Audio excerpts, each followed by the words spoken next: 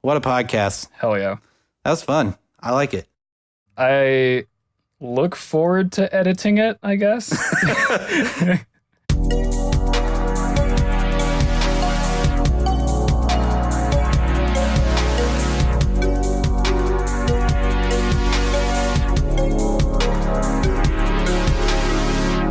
Hello, and welcome to the Interstate Gamers podcast. I'm your host, Kevin, a.k.a. K-Slugs. My name is Peter, a.k.a. Deal For Real, and I'm also your host. And yes, boys, we are back. We are back to bring you an exclusive episode detailing some of the events that recently happened. You guys all know about it. So we're going to talk about E3, what we saw at E3, and some of the games we were really excited about, and some of our favorite moments. And yeah, we're just going to talk about E3, and it's going to be freaking awesome. You know, I was having a chat with the board of directors yesterday, you know, the ones who, the board of directors for our podcast, and they were telling me that what we should do this episode is bring a guest on, because when we had Ryan on to talk about Metroid Zero Mission, we just had a huge boost in our ratings. So I would like to introduce, returning for his second IG episode, Mr. Ryan Everitt. What's up, Ryan? Howdy. Hello. Back again. I can't believe I helped boost the ratings. Okay. Yeah, dude, they went through the roof. This is my first time hearing about this right now live on the show, so I'm kind of impressed and I'll take time a little touched. So Yeah, you quadrupled our ratings from zero. I'm just kidding. But yeah, no, I'm really excited to talk about this. I know you guys are as well. So without further ado, why don't we just dive right into the meat and potatoes? Hell yeah. Sounds delicious. Unless you guys want to talk about a wait. different starch, like beer, maybe? Oh, yes. I believe Ryan was really excited to talk about his beer before we got started. So, Ryan, what do you got for us? Thanks, Kev. The reason why I'm excited is because I got this beer last week for my birthday, actually. Last week was my 25th birthday. I know, I'm reaching the point of no return. It's all downhill from here. But anyway, before, it's a cool story. So before I left home, because I went, my parents wanted to, celebrate the birthday with me as a family when and it was on a Friday, and I just got off of work and all that stuff. So I was about to leave to go home, spend the birthday with the family, and I was in the car, and suddenly my roommate just comes sprinting at me, knocking on the door of my car and saying, "Ryan, before you go, here's this." He handed to me a 6-pack of beer, or a beer 6-pack, and attached to it was a Super Mario balloon. What? And so I was like, all right. And so right now I'm drinking one of them as we speak. It is the Shiner Hill Country Peach Wheat. So this is my first time trying it. It's pretty cool. All the flavors, by the way, in that 6-pack had a fruit variety of Shiner. And so it was pretty cool. And I want to tell you that story. So there we go. Hey, well, happy birthday, Ryan. Thank you. Happy birthday. The best stories come from the Shiner variety 6-pack. They always do. But For a certain value of best, yes, they do. yeah, and they always produce the best beer segment stories. But I am going to follow that up and saying I'm also drinking a Shiner, shocker, but I'm just drinking a Bach. So, nothing exciting from Kev Dog. But There's something to be said for the old standards. yeah. Yeah, it has kind of become the standard, hasn't it? Hey, nothing wrong with that. What conference do you guys want to talk about first? We have a bunch to choose from. Yeah, well, why don't we start in chronological order? I didn't know what kind of order I was about to say, but let's start with Xbox. Yeah. So, did y'all guys watch the Xbox press conference, or? I'll just come out the gate saying that I didn't watch much of E3 at all, to be totally honest. Not the most thorough journalist over here. But I did see a fair amount of the Smash Direct for Nintendo. Other than that, I just went and looked at some recaps and things like that. So that's kind of where I'm speaking from personally. I don't know about Ryan. I'm a little similar to you, Peter. Going into it, the only conference I planned on watching was the Nintendo one, because all I own is a Nintendo Switch. But when I heard that I got invited to this podcast again. I decided to do some research on the Xbox and Sony's and Bethesda's and all that. However, though, during that, I believe Sunday night was Microsoft's conference, I believe so. Yes. I was on Twitter and, I got a lot of reaction from people from Twitter as well. And so I actually had a lot of live feedback from people and their reactions to everything. Oh, wow. And so I was keeping up with that as it was going on. And I did, rewatch the recaps and rewatch, most of the trailers and stuff as well. And so I am pretty much kind of familiar with what each conference had to offer. But in terms of like them talking about it and the speakers' presentations and stuff, I did not watch that. Yeah. Right. So I did watch Xbox's press conference. And I will say that they showed Fallout 76 when nobody knew that this was going to happen. So they showed Fallout 76. They showed like the full trailer for it because they've been showing teasers before this. And we thought we weren't going to get any information until Monday. Well, they're like, oh, yeah, here's Todd Howard. And we're like, oh, no, they didn't. That's kind of basically, they didn't start the press conference that way. They started with like Halo. I don't think it was the first thing they showed, but it was one of the first things. They showed like a Halo teaser. And so everybody got really hype about that. They're like, oh, new Halo, which I'm also hype about because as Ryan knows, we had many, many, many Halo battles and many Halo stories in our freshman year of college. We kept our door open and to our dorm, and people would just walk in and play Halo with us. So that's kind of how we formed our little friend group. It was great seeing Kevin and Simon play online together. It was pretty fantastic, and they got heated. So fun. They got heated too, so it was pretty fun. Yeah. Well, it's assumed that Halo's going to bring back co-op. So that's kind of one thing everybody was pretty bummed about with the last Halo. They're like, how could Halo not have co-op? That's like one of the staples of the Halo franchise. Like you play with your buddies at a Halo LAN party. You know what I mean? Like that's what you did. And so hopefully they're bringing that back. But yes, not long after that, they brought out the Fallout 76 trailer. I think shortly after that, they went on to Forza, which I heard somebody was pretty excited about. Hell yeah. And then I think they like capped it off with Kingdom Hearts is going to be on Xbox, which nobody knew, I don't think, because I think it's only been on PlayStation to this point. Mm-hmm. As I believe so. Don't hold me to that. I'm not a Kingdom Hearts expert. Yeah, but I think that's right. But let's talk about, out of all of those, let's talk about Forza, because I think that's the most interesting one. Did y'all get a chance to see any of that? I think Peter did, but I saw the reveal trailer. Yeah. I read a little bit of the recap after that. Yeah, and I watched some of the gameplay live when they were like talking about it when they first introduced it, and they're like, "Oh, let me kind of show you what we got going on here." So it's basically, from my mind, it's like an MMORPG, and you're just driving around in this fancy car that you got, and all of a sudden, you could like cross like an intersection, and there'll be like other live players that you have no idea who they are, and they just they go on the other side of the road, and they're just like this. I don't know how they didn't hit anybody in the gameplay reveal. Like, I was like, how did you not run into anybody, or people just trolling? Like, there's no way anybody perfectly just drives on the road in those kind of games. Like, that's just going to be mass chaos. Aren't they limiting the number of people that play in like a given representation of the world, like servers kind of? Or is it just all one big fuckfest? I'm not really sure how it works. I think in the Xbox press conference, they didn't detail that too much. I could be wrong, but I don't remember hearing any kind of limit. They probably did detail that later within E3. I just know that when I was like watching them play it, I was like, he went through an intersection where like cars were coming on the left and right, like going 100 miles an hour, and he somehow just seamlessly drove through it. And I'm like, how did you do that? Oh, it's so crazy. But yeah, I loved how they showcase like the different seasons and like how the different environments you can drive through. And also I love they really kind of drove home. Get it? Drove home. They drove home like the off-roading aspect of it.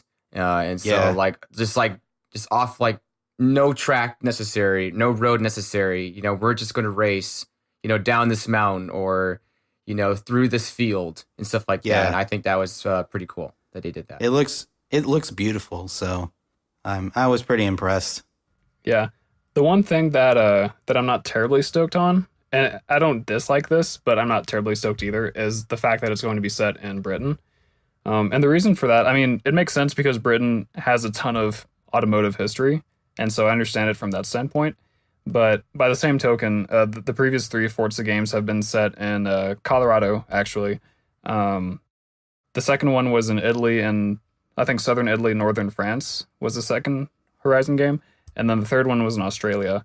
And of those, I think Australia was the most different in terms of locale because they had like the entire outback and they had the Surfer's Paradise area on the coast that was very urban and all this sort of stuff. But with Britain, I mean, I feel like from a landscape perspective, it's kind of similar to Italy, but with fewer mountains, if that makes sense. Right. And I think that some people, me included, were hoping for something a little more drastically different, like if they could have a setting somewhere in the Middle East or in Japan or something like that. Just something a little more substantially different than what they've done in the past. Ooh, Japan would be really cool. That would be cool. Horizon 5. There we go. To all of our Britain listeners, we don't mean anything, like we don't hold any prejudice against you. We just wish you had a better looking country, Just kidding. But yeah, no, I hear what you're saying. Yeah, I think Japan or Tokyo or something like that. Either way, it looks really good to me. I would want to play it. I don't know that I would buy it without reading reviews on it first. Yeah, well, I think it'd be fairly hard for them to mess up. I mean, I'm pretty sure that all 3 of the existing Forza games have gotten rave reviews, especially the third one. And I've played the third one a lot because one of my good friends and former roommates owns it. That's actually the only experience I have with the Horizon series is that one. But I think that they've gotten the formula so well honed in by this point that I think it would take a huge departure for them to mess it up. I mean, I guess maybe one of the only things that would concern me personally would be handling the MMORPG type interaction, as you said it. But other than that, I mean, you could make a Horizon game set in like suburban New Jersey and have it be a blast, like it'd be hard for them to mess it up. Right. Yeah, I agree with you. Well, then let's move on to our another press conference. Oh shoot! I mean, is that it for Xbox? Like, there's a lot more we could talk about from the Microsoft. Yeah, you don't want to talk more about Fallout 76? I figured you want to spend like an hour talking about that. Yeah, I could. I wanted to kind of talk about it like as its own thing, but you know what? No, I'll talk about it. Let's talk about it right now. Fallout 76. Okay, convince him. During this press conference, like Bethesda had their own press conference, right? So I wasn't sure if that counted for this because they revealed the Fallout 76 trailer during the press conference. And I mean, that is what it is. Like Todd Howard came out and he was like, oh yeah, by the way, here's the Fallout 76 trailer. It's of course taking place in West Virginia. Obviously. And then also it's 4 times bigger than Fallout 4 and it's online. Here's the trailer. Fallout 16. Yeah, Fallout 16. What it could have been.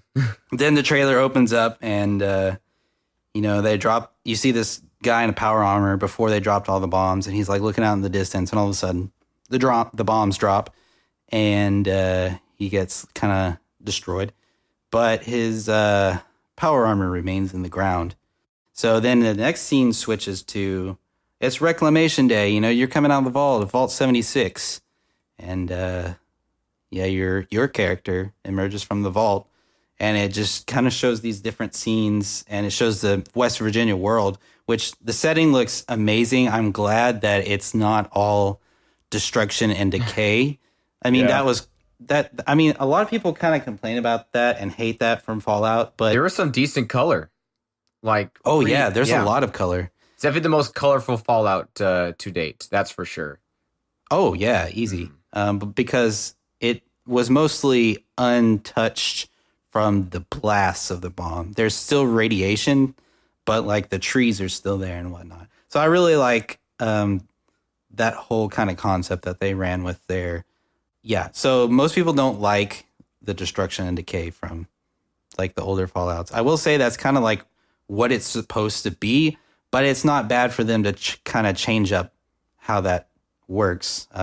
I think it's definitely fine, and definitely for them to be like, oh, it was mostly untouched and stuff like that. But it looks beautiful and amazing. I think it's something everybody's always wanted from a Fallout game. So I'm glad they were able to bring that. I think Bethesda does a really good job of trying to listen to their fans.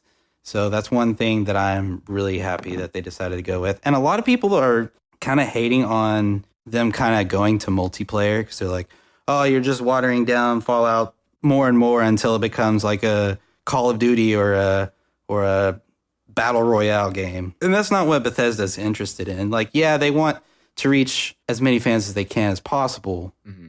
But I think it's fine. You don't have to stick. Like, if they did the same thing every time, like, eventually people will start hating on them. It's just the same game. You know, it's not bad for them to want to branch out and do something different. And they've even stated they're not disbanding from their single player format, which is what they excel so well at. They're just trying something different and new. That's why there wasn't a long period of time between the Fallout games. This is something they've been working on before Fallout 4. This is something they started out with as the design for Fallout 4. And they said, what if we made it online? They released a documentary detailing all this stuff. But yeah. Sorry, I just kind of talked for a lot there. Well, no, you're the expert. You're the it's your series. It's okay. Yeah, this is your Tony Hawk's Pro Skater, kind of. Yeah, no, for sure. But so if we're gonna just dive right into Fallout 76, let me just talk about what the game is kind of bringing to the table, and then I'll let you guys tell me what you think about it. So, because I don't know how much y'all know about what the game is gonna be. I don't know very much. I know okay portion, but okay. Go on ahead. I'll just kind of tie this also in with Bethesda's press conference. We'll just kind of tie that in with Xbox, even though it was a separate thing. Right. But I already talked about how green it was. They're going to make it multiplayer, but it's not like over the top multiplayer. You can play it solo, but the game does you have to be online to play it because you have to have the ability to let people come in and just play with you. So there's only, I've already stated that the map is 4 times bigger, right? But there's only going to be 12 players on the map or something like that, which is actually a really insane concept because they really wanted to make, whenever you found somebody on the map, they wanted to make it like, oh, shoot, I found somebody. Like, oh, it's like kind of a rare occurrence. So you're kind of like excited, but you're also like, what is he going to do? Is he going to try to kill me? Or are we going to try to become friends? Or what's going to happen here? Yeah. They kind of went with that, and I thought that was a really cool, like, get your blood pumping kind of moment. And that sometimes in video games, that's what you kind of look for, you know, like, kind of like get the pace going up. But there's still going to be quests and stuff like that. It's still going to have a storyline. I'm not sure if this is going to be toggleable, but I don't know how to say it, toggleable.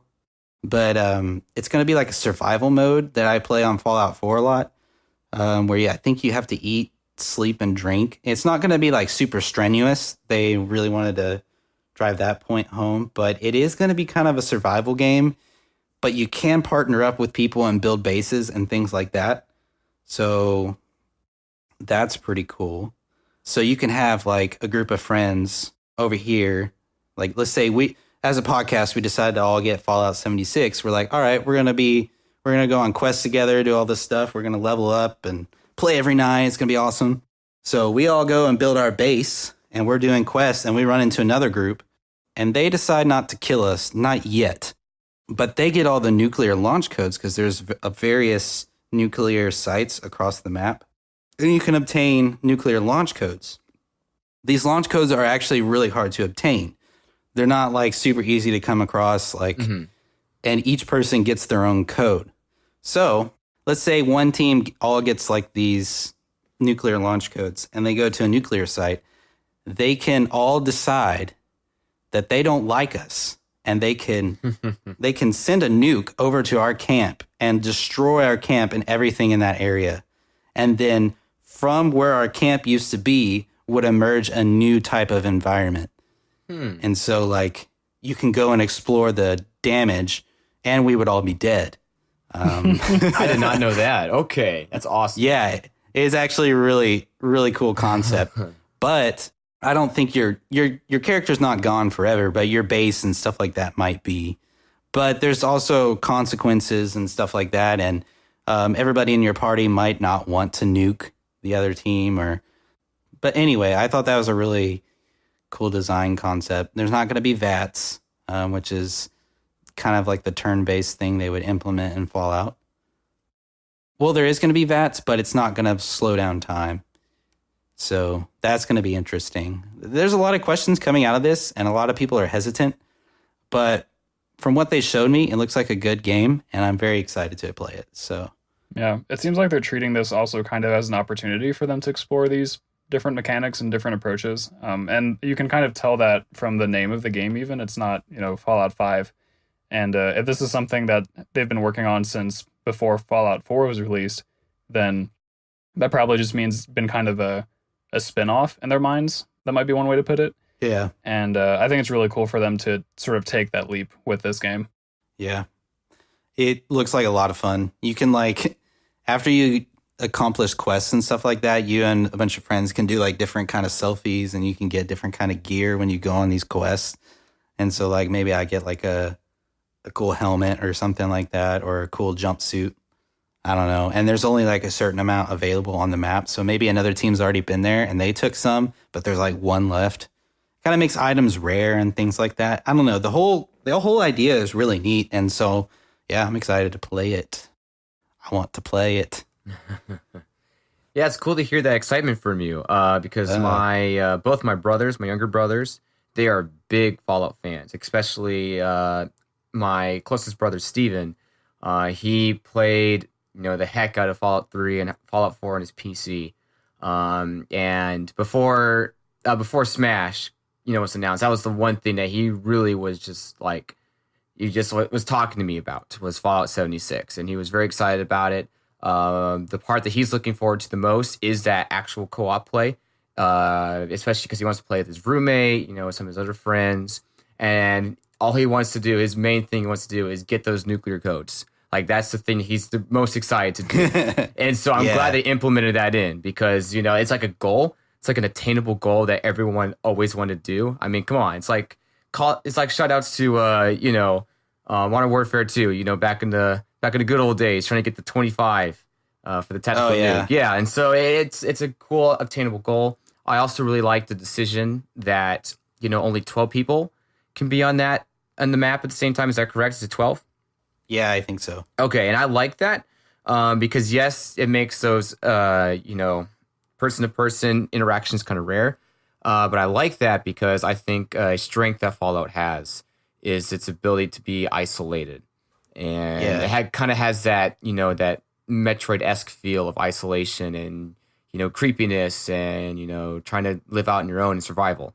And so I'm glad that you don't put too many people so you don't kind of ruin that almost. So that's a good balance, I think, is what they found. Yeah, I'm going to go on record and say this is going to be the creepiest Fallout to date, because they were saying West Virginia has a lot of super creepy lore, and they're implementing that into the game. There's a weird bug owl creature in the forest, and it's its eyes just glow in the dark wilderness. So when they showed that off, I was like, ooh, that's creepy. I believe I read recently that West Virginia is one of the most cave-filled areas in the world, I think. I hope I'm getting that right. But there's definitely a lot of creepy potential there, too. I believe so. And what's part of the reason for that, right, Peter? No. Is because what famous industry is in West Virginia, especially during the 1900s? Gold. The mining industry? There you go. That's correct. And so it's a big reason. Shout out to my favorite movie of all time, October Sky. Really showcases that. And so cool. Yeah. That's actually interesting. I didn't know that. Anyway, enough about Fallout. Okay. There were several other games in the Microsoft conference that I wanted to at least shout out, if nothing else. And maybe if you guys find any of them interesting, you can chime in. One of the sillier looking ones was Jump Force, which looks like a giant anime fighter crossover game where they're trying to save the real world, New York City, from some sort of threat, and they have like Goku and Naruto and what's his name, Monkey from One Piece, I think. Mhm. Oh, I don't know. I haven't watched that. Yeah, all these anime mainstays coming together and fighting, and that seemed, like a much more feeble version of Super Smash Brothers, but for anime. Right. Yep, absolutely. Finally, you can play as Goku. But one question, where the heck is All Might? That's all I'm saying. Orumaito. I don't know. Or Deku. I hope they're in there. I mean, I feel like that anime's been taken off a lot recently from what I've heard from other people. So hopefully they have Boku no Hero Academia characters in that game. That would be awesome. Yeah, they are making a My Hero fighting game that was also announced at E3. Actually, it was announced a little bit before E3.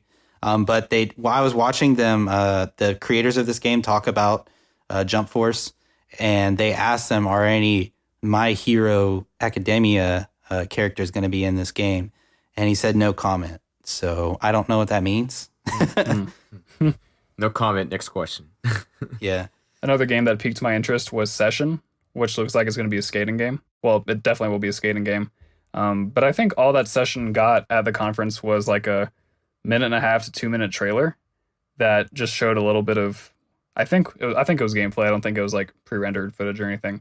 But I did read a little bit more about it later. You guys know that I'm into skateboarding video games, of course. Yeah. And I read that it's going to have similar controls to the Skate series by EA, which has been sort of dormant for a long time, like for 5 years now. And so I think some people might be hoping that this is kind of a revival of Skate, but like under a different name and probably from a different developer. Yeah. Well, actually, no, it is a different developer. I think it was crowdfunded or something. I did read that now that I think about it. But I really did love the controls of the Skate series. And so if this new game Session brings that back, then it'll probably be a lot of fun to play. I just don't know what will make it different than any other skating game that already exists, Right. I was actually going to ask you, like, if you had played the Skate series, but it sounds like you have. So Yeah. that's cool. But yeah, do you have any more Xbox games? I think some good surprises that Xbox revealed is Battletoads. Like, Oh, yeah. come on, that was pretty cool. And then I I did mean think, to mention that. yep. And then I think the most underrated or game that I think that's going to be like it's going to be a surprise game that's going to catch a lot of people off guard and is going to be pretty good. I think it's going to be Cyberpunk 2077. I think that one has a lot of potential to it. Has a very, how does I say, Blade Runner-esque ishness to it. And for a video game too. And I think it has a lot of potential. Yeah. So I think those are the two games that really jumped out at me. From a usual Xbox outsider. I was like, oh, okay, what's this? So Yeah, that actually looked pretty good. 2077 is definitely capitalizing on that that kind of like 80s nightwave aesthetic that's been catching fire lately. I say lately, probably like over the past couple of years. But I didn't see too much about that game. I didn't really delve deep into it. So Ryan, I was wondering if you could tell us a little bit about like what the game is actually going to be, because I don't really know other than the name and the aesthetics. Oh, okay. Well, I don't know much more than what you said. I just watched the trailer.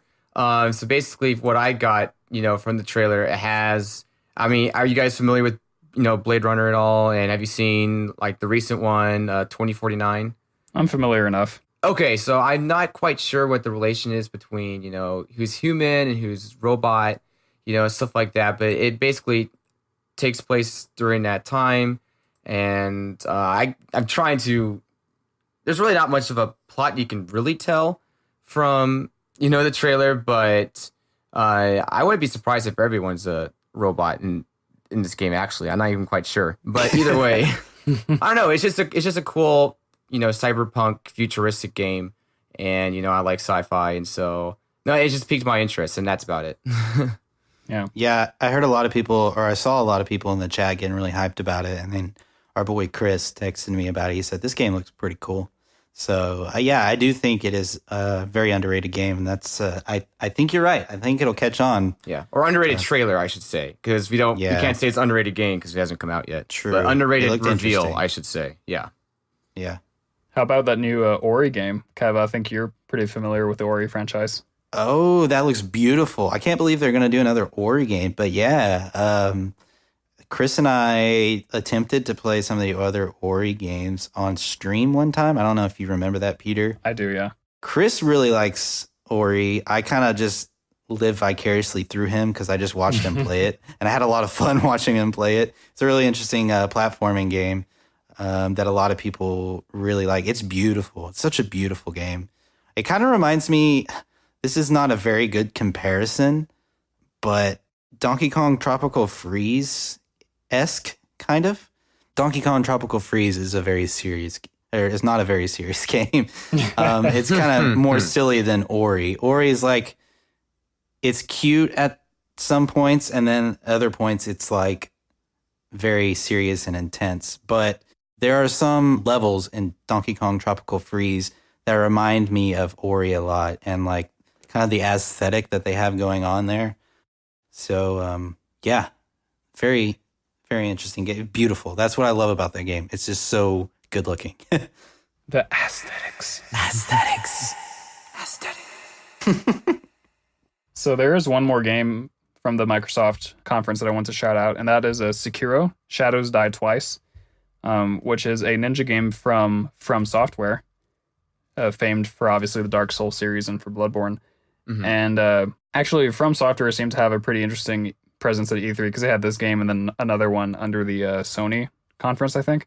But yeah, they're making a ninja game called Shadows Die Twice, and I don't know too much more about it other than that, but I feel like From Software has earned this reputation as being like such a highly skilled studio that probably anything they put their mind to will be awesome.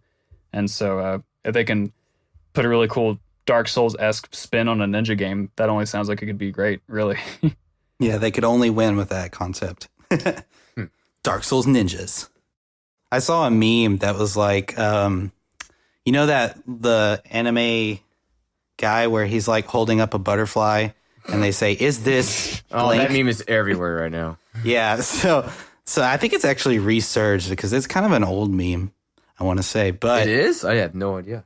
He's like, "Death in a video game. Is this Dark Souls?" And I was like, that's so true. Like, I feel like games more and more now these days are like, don't let the player die and lose their progress. Whatever you do.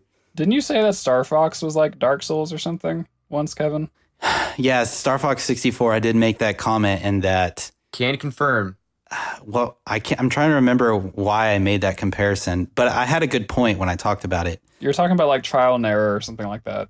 Yes. Okay. So if you do die especially on like the harder levels, so you're like, okay, I have to learn, and Ryan can attest to this because he was there watching me play it. Saw it in person. I was like, what do I do? And I find myself asking that question very, very often when I was playing that game.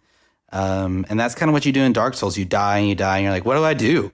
Like, so you kind of figure out what you have to do. And like each time, I mean, I guess that's just the way video games worked back then, but it is nice to see that in Dark Souls. But yeah, Star Fox, I would definitely like, Ryan, what do I do? And he'd be like, I'm not going to tell you because I want you to experience this game pure, natural. Like, I was like, okay, cool. So I spent a good amount of time dying and figuring out, okay, what should I do? Like, how do I approach this next time?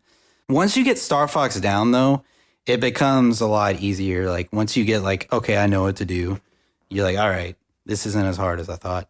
Yeah. Welcome to Interstate Gamers E3 podcast. We talk about Star Fox 64. Well, hey, at least Star Fox had some presence at this year's E3, which it actually did. Makes for a pretty good segue if you want to segue over. Nice. Who saw that coming? And by the way, I knew like Nintendo was possibly going to have a Star Fox game. I had heard those rumors that we were going to see him, but I did not know he was going to be tied into another game. Yeah, so I believe this was under the Ubisoft conference because this game is being developed by them. That's correct. But yeah, there's that game Starlink, which seems to be sort of an open world discovery, but also combat based space game where you travel between a set number of planets. It's not endless like No Man's Sky or whatever, but it's you travel between these planets, kind of taking care of missions as they appear. But the hook of this game is that you actually purchase physical toys that you attach to the controller, I believe, or they're near the controller. I don't know exactly how it works, but you buy these toys that you can customize with different parts and those customizations become real in the game, which is really cool, I think. Definitely something that a lot of people would be skeptical about, and I totally understand why. But the thing that interested me and Ryan, and probably you too, Kevin, is that, yes, our very own Fox McCloud is playable in this game, and I don't really know why or how. Yeah. That's a good question. or if it has anything to do with the Star Fox canon. Probably not. Probably not. But yeah, you can fucking play as Star Fox, which is really cool. Yeah, I like that point that you mentioned. Like, why is he in here again? Who cares? Let's just play. Yeah. Well, I mean, it's not the first time that Nintendo and Ubisoft have crossed over, because we have the whole Mario and Rabbids thing. Yeah. Which, by the way, apparently Grant Kirkhope was conducting a band on stage during a Rabbids segment, so that's really cool. We all love Grant Kirkhope here. Oh, you're very close to him. Yes. But yeah, I mean, honestly, Starlink and then Grant Kirkhope being on stage were kind of the only real things I cared about from the Ubisoft conference. Yeah. Oh, wait. No. Assassin's Creed. I love Assassin's Creed. There you go. Odyssey. Yeah. I don't know why they chose the same name as the Mario game, but the new Assassin's Creed game is going to take place in Greece, and it looks really cool. Apparently, you can have all kinds of relationships. Like you can romance multiple people. All kinds and I know of relationships. Peter loves that stuff. I do. So do tell, Peter. That's why I read fan fiction. Yeah, and they actually, you can. Such bad. I don't know if you could be a guy or like if it's interchangeable. Like you could be a guy or a girl. I thought that was the thing because I know you can, like a girl can have a relationship with a girl. I thought that was like a thing, and everybody was really excited about that. So I was like, wait, so can you be both genders now? That was my question. And so I'm not sure if that's true. I still haven't figured that out because I saw a trailer and it was a dude running around. So I'm not sure who the main character is. But yeah, very cool. I love the new romantic options that we have now. And it looks so cool being in Greece. And Socrates is talking to trailer. It's like, hey, Socrates. Yeah. Hey, how you doing? Yeah, hey, what's up? What up, Socrates? Socrates. Yeah. Whoops. Pronounced it wrong. But yeah. But yeah, no, it looks really cool. You can do the Spartan kick and like Spartan kick people off of stuff.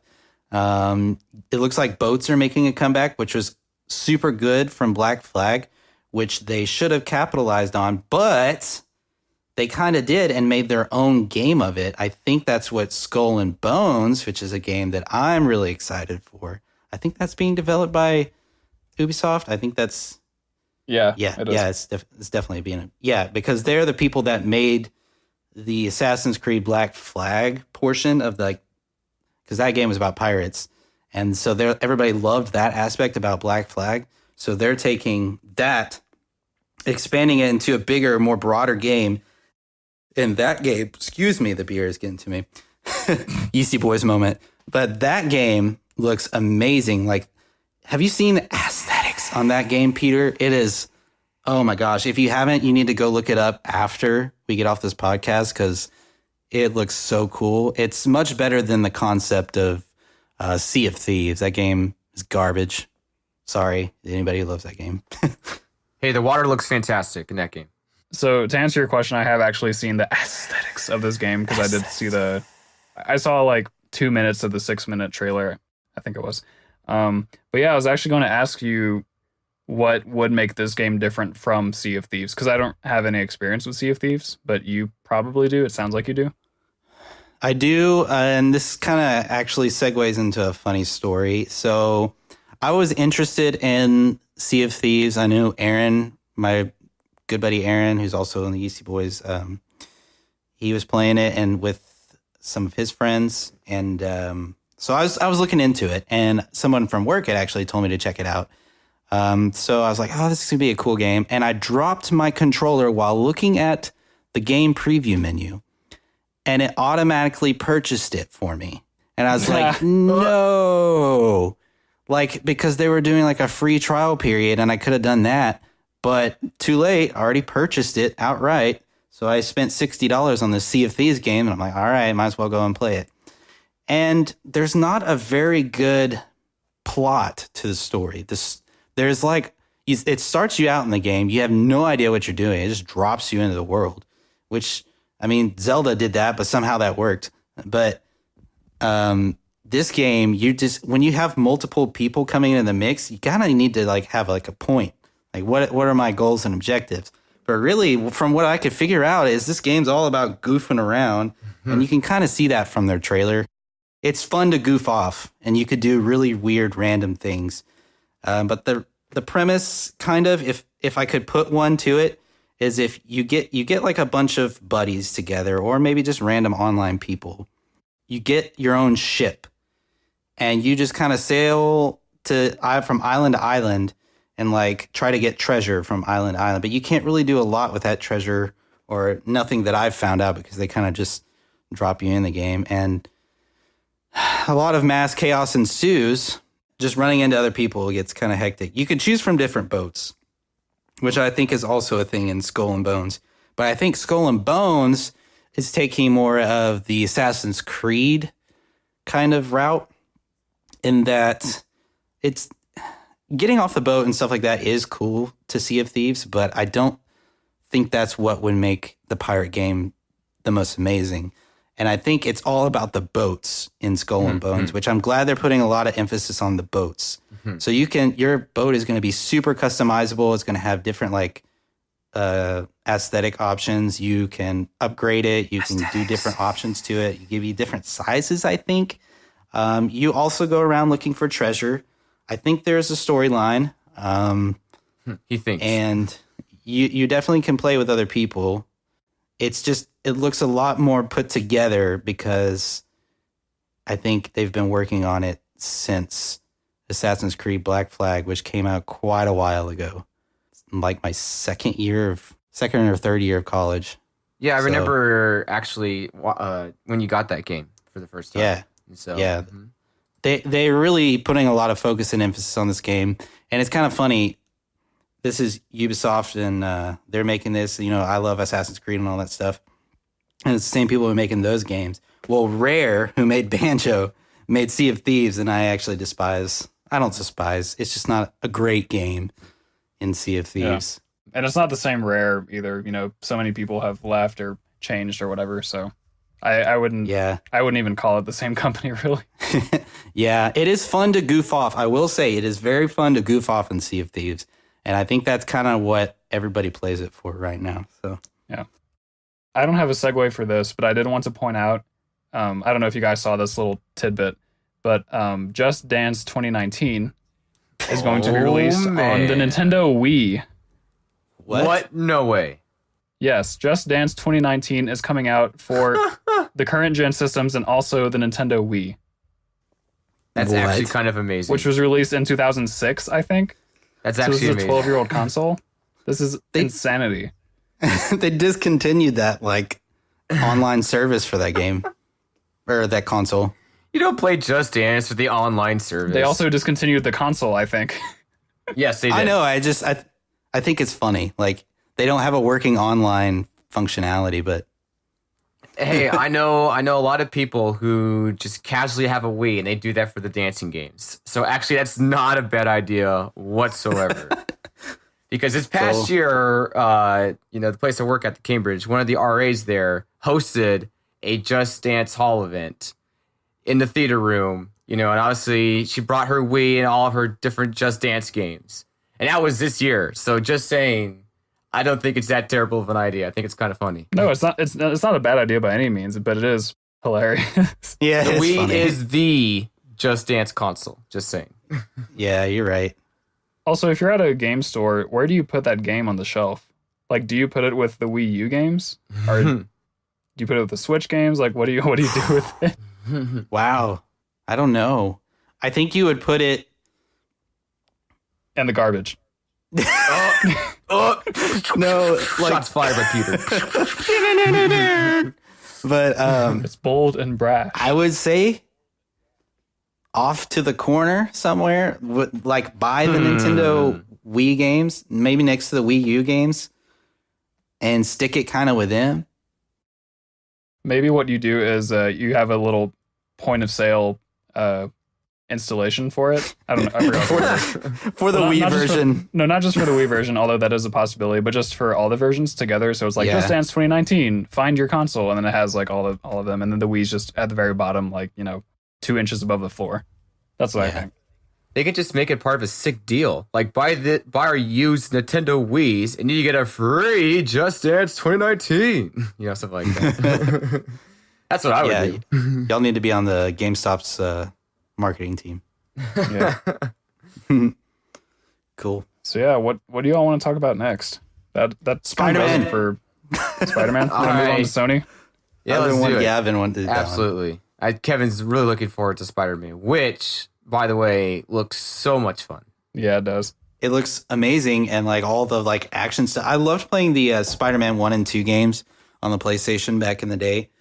PlayStation man. 2. Oh, I remember that. Spider-Man 2 for the PlayStation 2. It was a really big deal for the physics and swinging from building to building, all over the place. It was fantastic. I think for me, I'm not going to talk too much in depth about this game, but I think for me, what I really liked what they did is that one, they talked about a ton. Like they went really in depth into it. And I think that really helped with Sony's lack of games, especially compared to Microsoft. So it's a good thing that they went to more depth.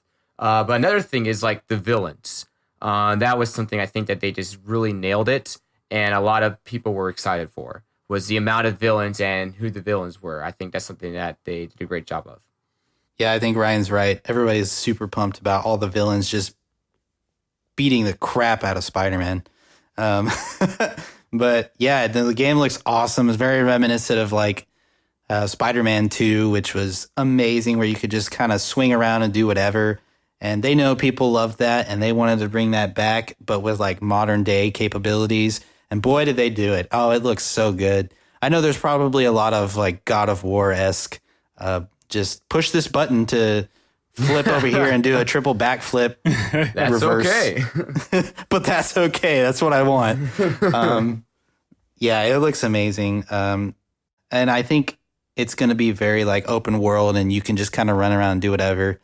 I remember Spider-Man 1. This is kind of a funny tangent. Spider-Man 1, Spider-Man couldn't swim. If you fell in the water, you would die. That's And I funny. always thought that was hilarious. It's like an actual spider. Yeah. He's not So a water plus- skimmer. No, he's definitely not. So, yeah. But yeah, that's really... Oh, do y'all want to talk about...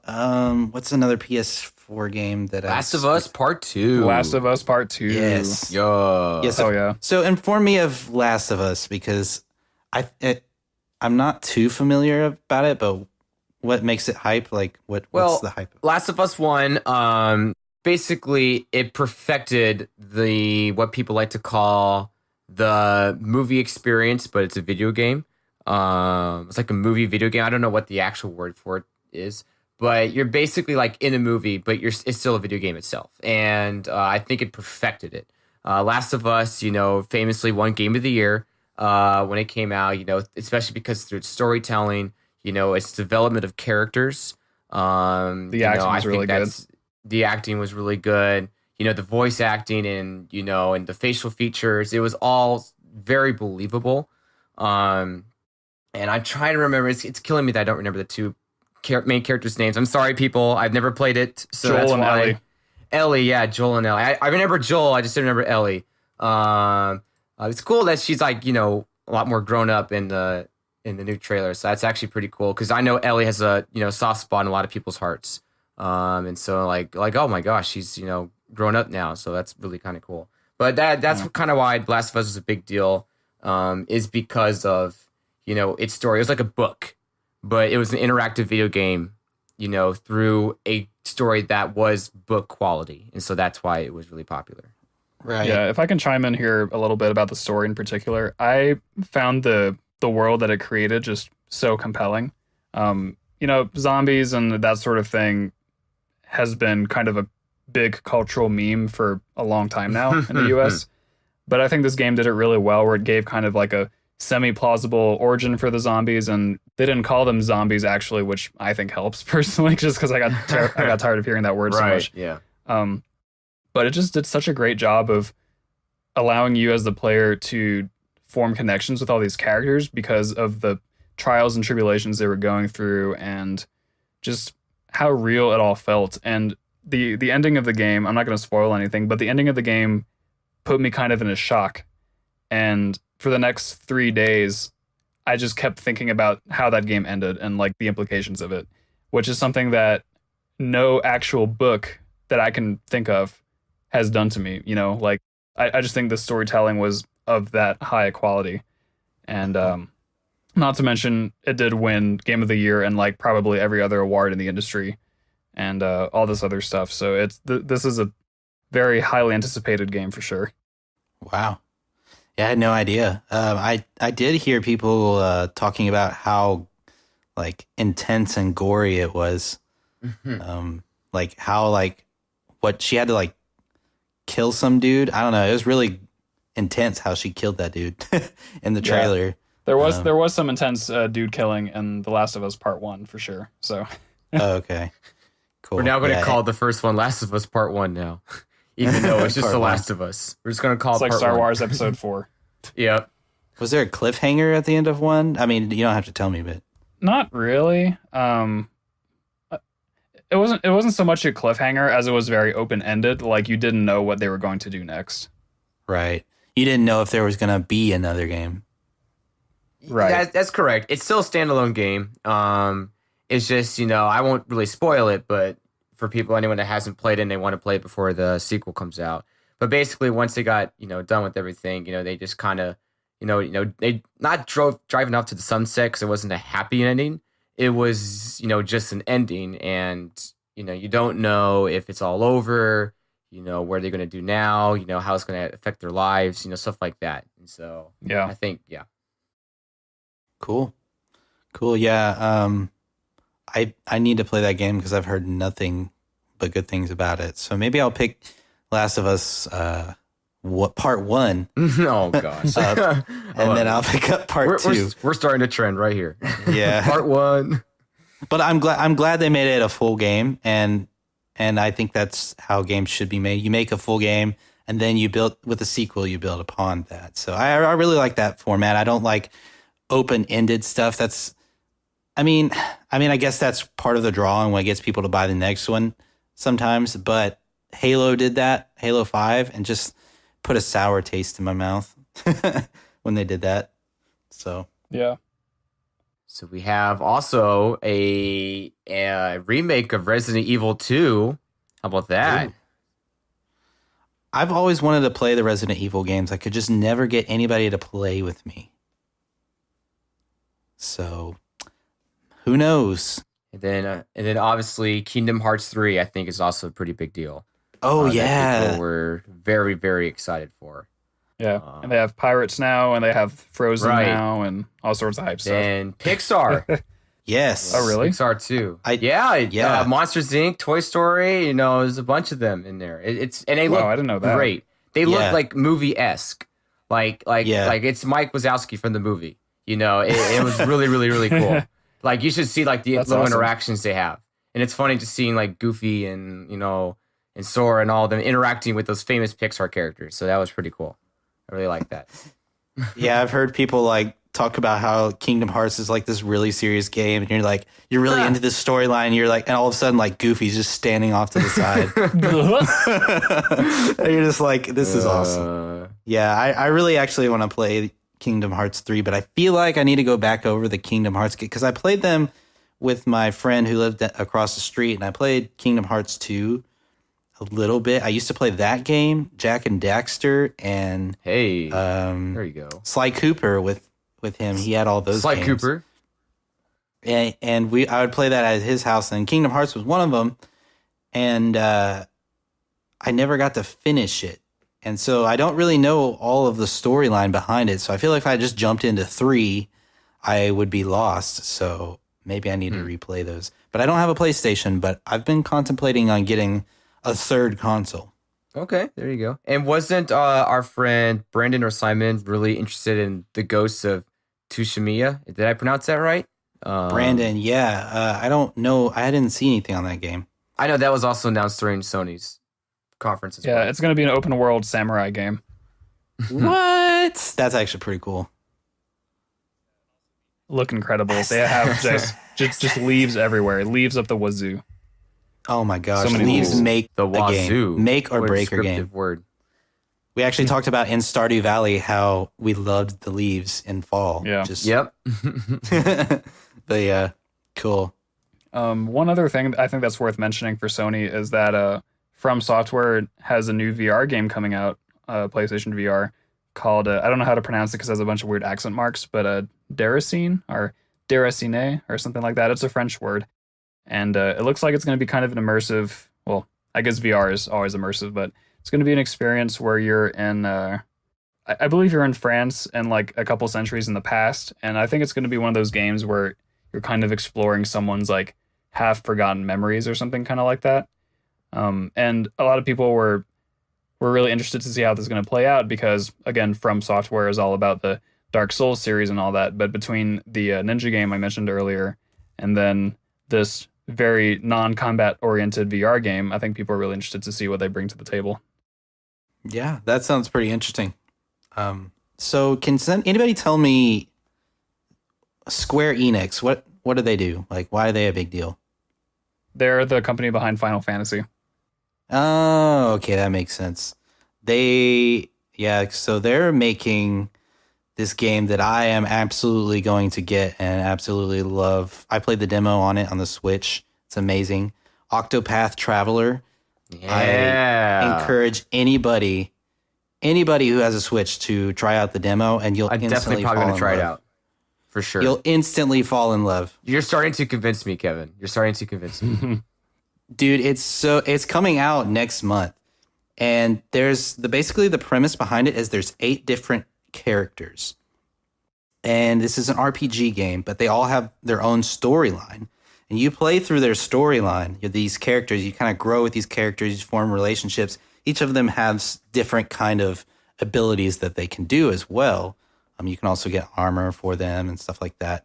But you go through their storyline and they all have like a quest they're out to do. And then like their initial quest, like how they get their quest started, wherever they're from, you complete that area and they're like, all right, I'm going off on an adventure. All 8 of these characters. And you can choose anyone at any time, I think. And you go off on their adventure and you can meet up with another character from a different adventure. I think that's how that works. Like it's all on one map taking place. And the aesthetics of this game, even though it's like a weird mix of 2D and 3D, is actually stunning. The voice acting is amazing. And the soundtrack is also really, really good. So if I can ever get my PC set up for streaming, I'm definitely going to stream that game. But, it looks so good, and I encourage anybody to try it out. I'm going to have to add it to my list of games to get once I get a Switch. There you go. Because you've been selling it real hard. Yeah. You need to get a Switch, Peter. Yeah. Come on. So we can all play Fortnite. Yeah, Heck yeah. you beat me to it. I was going to hopefully mention it in one breath and get it out the fucking way, but here you are. Talking about Fortnite. Boom. Transition. Oh, yeah. Oh, man. Onto Nintendo. You know, if you get a Switch, you couldn't like not justify us doing a Fortnite episode.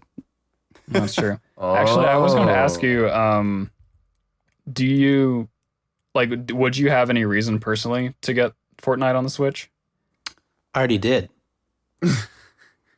Oh, is it out already? Yeah, it's already out, and it's that was free. part of And- Nintendo's E3. Yeah. Yeah. Well, I didn't They watch the announced whole it- E3.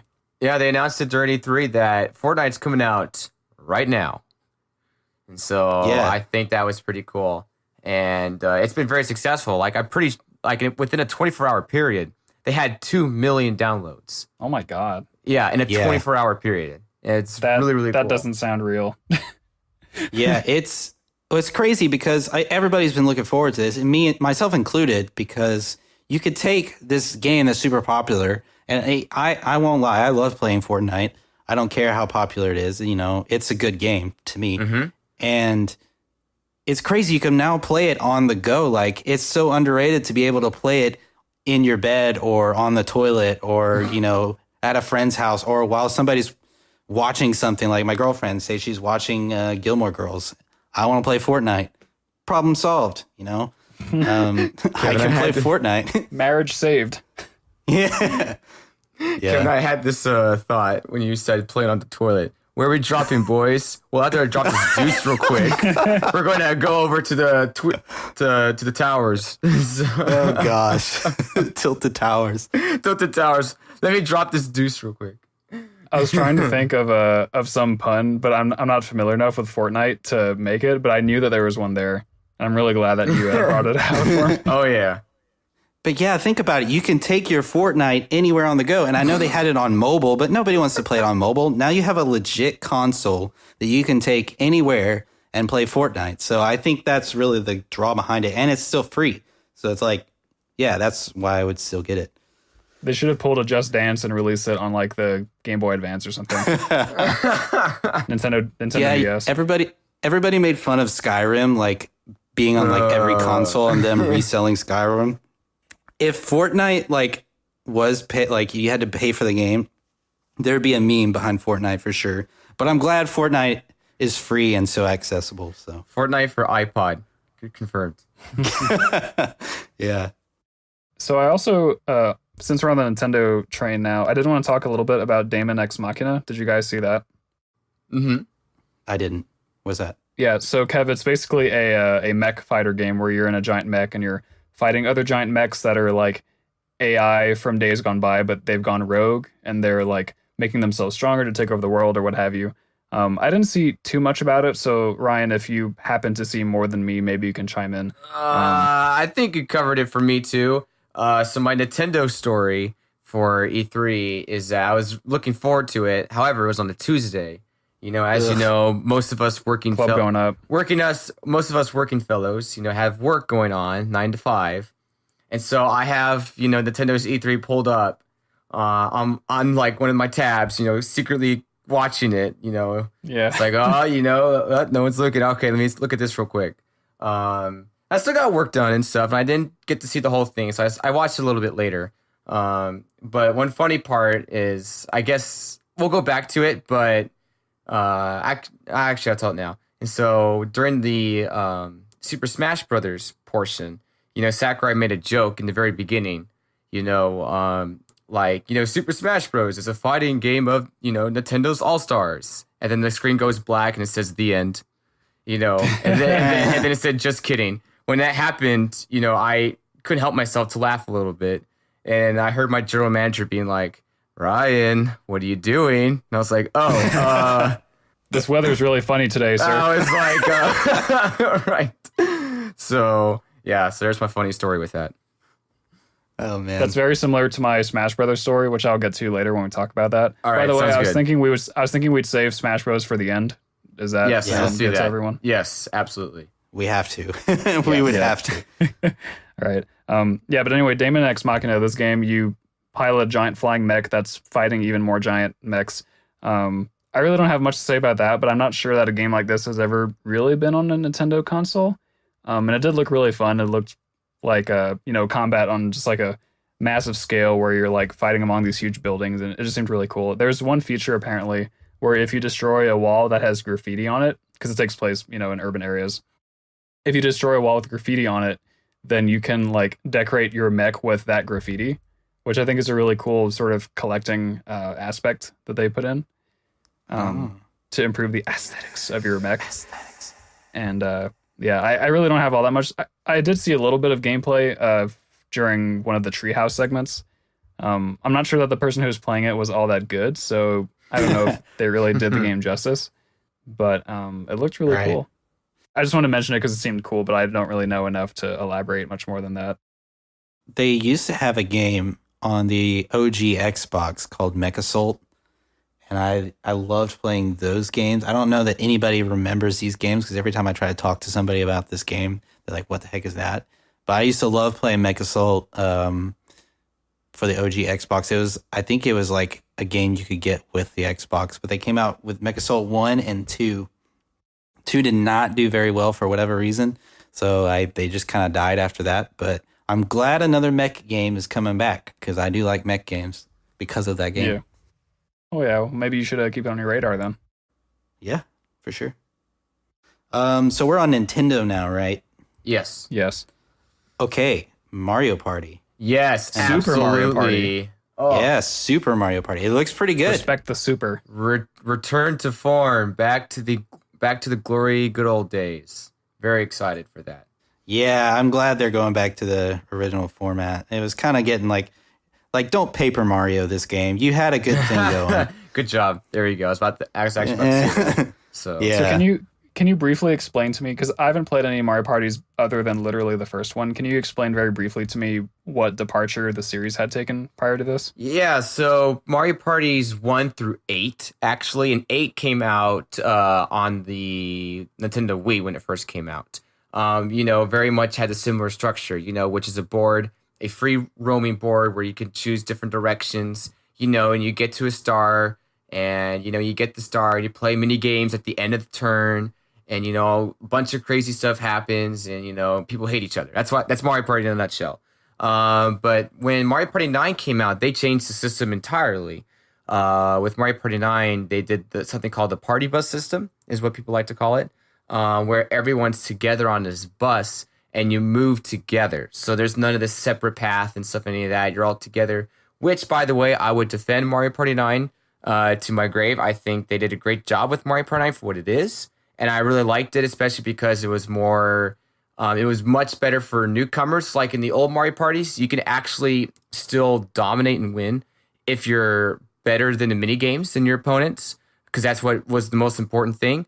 And so, like, if you play with newcomers, you usually should win unless you get terribly, terribly unlucky, which does happen. But in Mario Party 9, it is very much like who knows who's going to win at any point, because, they introduced... getting second and third place in the mini game. So getting first is not always like the most priority thing to get. And there's a lot more things that can happen to you. And so it's very much more open for beginners. And I know Mario Party 10 had the Mario Party bus again with Bowser, and, a couple other Mario parties just focus on mini games. Those are more for the 3DS and stuff like that. And so I handled the party bus system with 9. But after 9, I was like, okay, I did it. I experienced it. I'm done. Let's go back to let's go back to the good old Mario Party. And when they brought it back for 10 and some of the others, I was like, okay, stop. And so I'm really glad they're going back to form what everyone knows and loves Mario Party for. Yeah. Can you imagine how long their internal list of Mario Party minigames must be? Like, if they take every minigame from every game in the series and just make a list, there have to be what, like it's in the thousands, 500 or something? You think it's in the thousands? Yes, I'm very confident it's in the thousands. Wow. Because there's Mario Party 1 through 10, and then they have one for the DS, and then they had Star Rush for the 3DS. And so that alone is like 12 Mario parties. And, and maybe there's 13. I don't know. I think there's still 12. I don't think anyone cared after a certain point, like about yeah, Mario Party. right. So, but regardless, there's easily over 1,000. And so, Wow. Mario confirmed the best party thrower in the video game industry. But yeah, no, I am excited for them to return to the format. Katie is really excited about that game. She was like, maybe I need to get a Switch. I was like, yes. yes, I'm trying to convince her to get a Switch so we can so Kevin doesn't have to share all the time. Yeah. And so we could play online when she's at home or something. But that too. Speaking of Mario, I'm really stoked actually for Mario Tennis Aces. I saw a decent amount of Treehouse gameplay for that. Now, I will disclaim this by saying that, similar to Mario Party, I haven't played a Mario Tennis game since the original on the N64, which I really like. I should actually look for that at a game shop one day. But so I don't know all the new stuff that Mario Tennis Aces is introducing, because I don't know what's happened since the N64 one.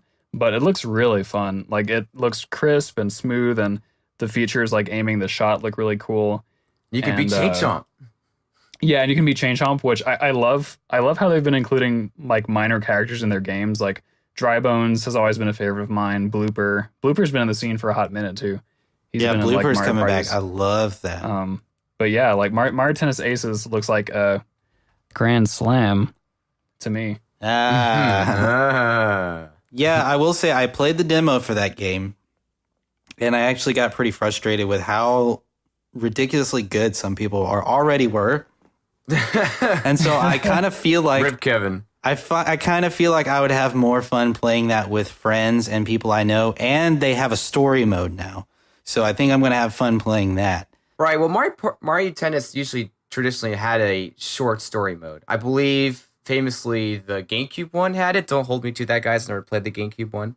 But I'm pretty sure the GameCube one also had a story one as well. Story mode, I should say. Oh, they made it a point of emphasis to say, and we've got a story mode. So I'm like, I feel like it's not going to be as grand as any of this. Like this is going to be like a really like in-depth, not in-depth, but a really good story mode. Yeah. It's going to be similar to like Superstar Baseball for the Wii. That actually had a pretty in-depth story mode to it, actually. Hell yeah. Right, for Mario Baseball game. I love that game. But yeah, so that's an underrated game, by the way. That game is sick. Yeah, it's going to have a lot of customization too. I wanted to point that out. It's going to have like you can customize your character and the skills you put on your character. That's cool. Yeah. Have you guys seen not the trailer really, but like the commercial sort of trailer for this game that has Mario playing against Rafael Nadal? Yeah, yes. Very clever. Very, very clever. It's so good. And then he won the tournament shortly after that. Yeah. They're like, good time. Nintendo tweeted him out. They're like, congratulations, Rafael Nadal. Here's our trailer for Mario Tennis Aces. I was like, now that's opportunistic marketing right there. Yeah. But yeah, I was going to say, Ryan, we have to be the ultimate doubles partner in Mario Tennis. All right. Just like Smash. Let's, hopefully it carries over. Let's hope. Yeah. Bread slugs. Like, Ryan, go left. Bread Slugs returns. Yeah. Just kidding. We're awful. Speaking of Smash Brothers, there is a new Fire Emblem game coming out. Yeah. I can definitely talk about this since I'm pretty sure I'm the only experienced Fire Emblem player here. Is that correct? Yes? I think you're correct. Okay. Gotcha. Even though I've only played Awakening of Fates. But either way, no, yeah, I don't know the name of it. I'm pretty sure it's Three Houses. Is that correct? Yeah. Which is a weird name. I'm not sure how I feel about that. And so it looks fantastic. It's the first Fire Emblem on a console, all the way since the Wii, which is Path of Radiance and Radiant Dawn. And for those who are not familiar with Fire Emblem, those are the games that Ike is in. But it just looks great because I'm so used to playing Fire Emblem on a handheld. And so I'm just not used to like all the the extra visuals and, the extra, I would say like the battle visuals as well. I think that looked really cool. And I think it might do what Fates did, but, it does it even more grander because Fates famously, you can choose your path, and go to two kingdoms. That's what Birthright is. Birthright is one kingdom while, Conquest is another. This might be just like three different kingdoms. And so I don't know exactly how it's going to work. I didn't really give much detail into that. And that's a good thing. I kind of want it to be a surprise, but looking forward to it. Cool. I will say I have dabbled in the game that Ryan bought for me for, was it my birthday? Yes, that's correct. My birthday. And I've played it a little bit. So I mean, I know the format of it. I know kind of how it works. But it's pretty exciting to have. It's for the Switch, right? So that's pretty exciting. Yes, that's correct. Yeah. So it's the first Fire Emblem for a console in a long time. So yeah, and I think there's Fire Emblem Warriors just recently came out. Yes. Yep. And so that's all hype and dandy, if you ask me. Kevin, I'm admiring your bravery and also foolishness of admitting that you've dabbled in a game that someone bought for you for your birthday. Yeah. No, Ryan is the best friend ever. But I'm waiting for Peter to get me something for my birthday because I didn't receive anything. Shots fired. Anyway, No, I'm kidding. No, my present to you will be me buying Fortnite for the Switch. Yes, do it. That's good enough. That free present right there. Nice. That will be my present for the rest of my life. No, the present for the rest of my life will be us reviewing Fortnite. Oh, man. My present to you is editing the podcast as thoroughly as I do. That has a very real monetary value. So. All right. Anyway, Yeah, I think one last game we should talk about before we get to Smash, unless you guys want to add something else, is Pokemon. Let's go Eevee and let's go Pikachu. Oh, yeah. That's where I was going, actually. Sweet. Great minds think alike. So let's talk about it. It looks... Okay, so I like the concept, right? But I feel like it is really starting to get very... And I think this might be the point. So I'm kind of okay with it more than I thought I would be. But it's getting Pokemon really watered down. Now, Kevin, I want to stop you there because I thought the same thing until recently. Have you seen any of the like Treehouse gameplay footage? Yeah, I have. Yeah. The battle system is still the same, so that's good. Okay. That was going to be my main point because I was like 0% looking forward to this until I learned that the battling was the same. Yeah. Yeah.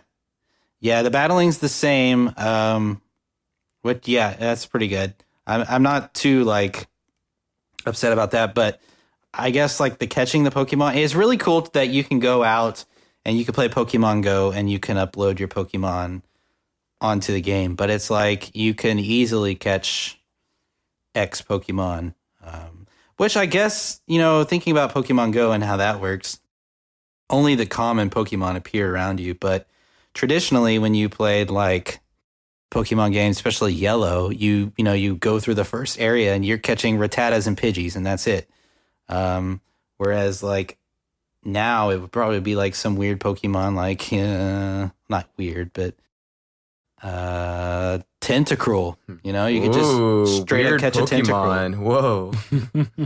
But I mean, what I'm saying is, it's just like you wouldn't be able to catch that right away in the beginning of the game like you were before. So I feel like catching Pokemon is going to be less of a... I feel like that's becoming less of a cool thing. Like, Pokemon are not as rare as they were. Like, it's losing that feel to me. So that's my only concern. The game looks really good. Like, it looks really fantastic. And I love how the Pokemon can follow you, like the actual Pokemon model. So that's pretty cool. And it has co-op. So that's really cool, too. Right. How about that? That's pretty cool. Oh, I didn't see that. Oh, that was in the trailer. I don't think they showcased it at the Treehouse, but maybe not. I didn't watch the full thing, but it was very obvious that they wanted to showcase that in the trailer. So yeah. can you like double battle with a friend Yes. against trainers? Oh, that sounds really cool. Yeah, it's pretty cool.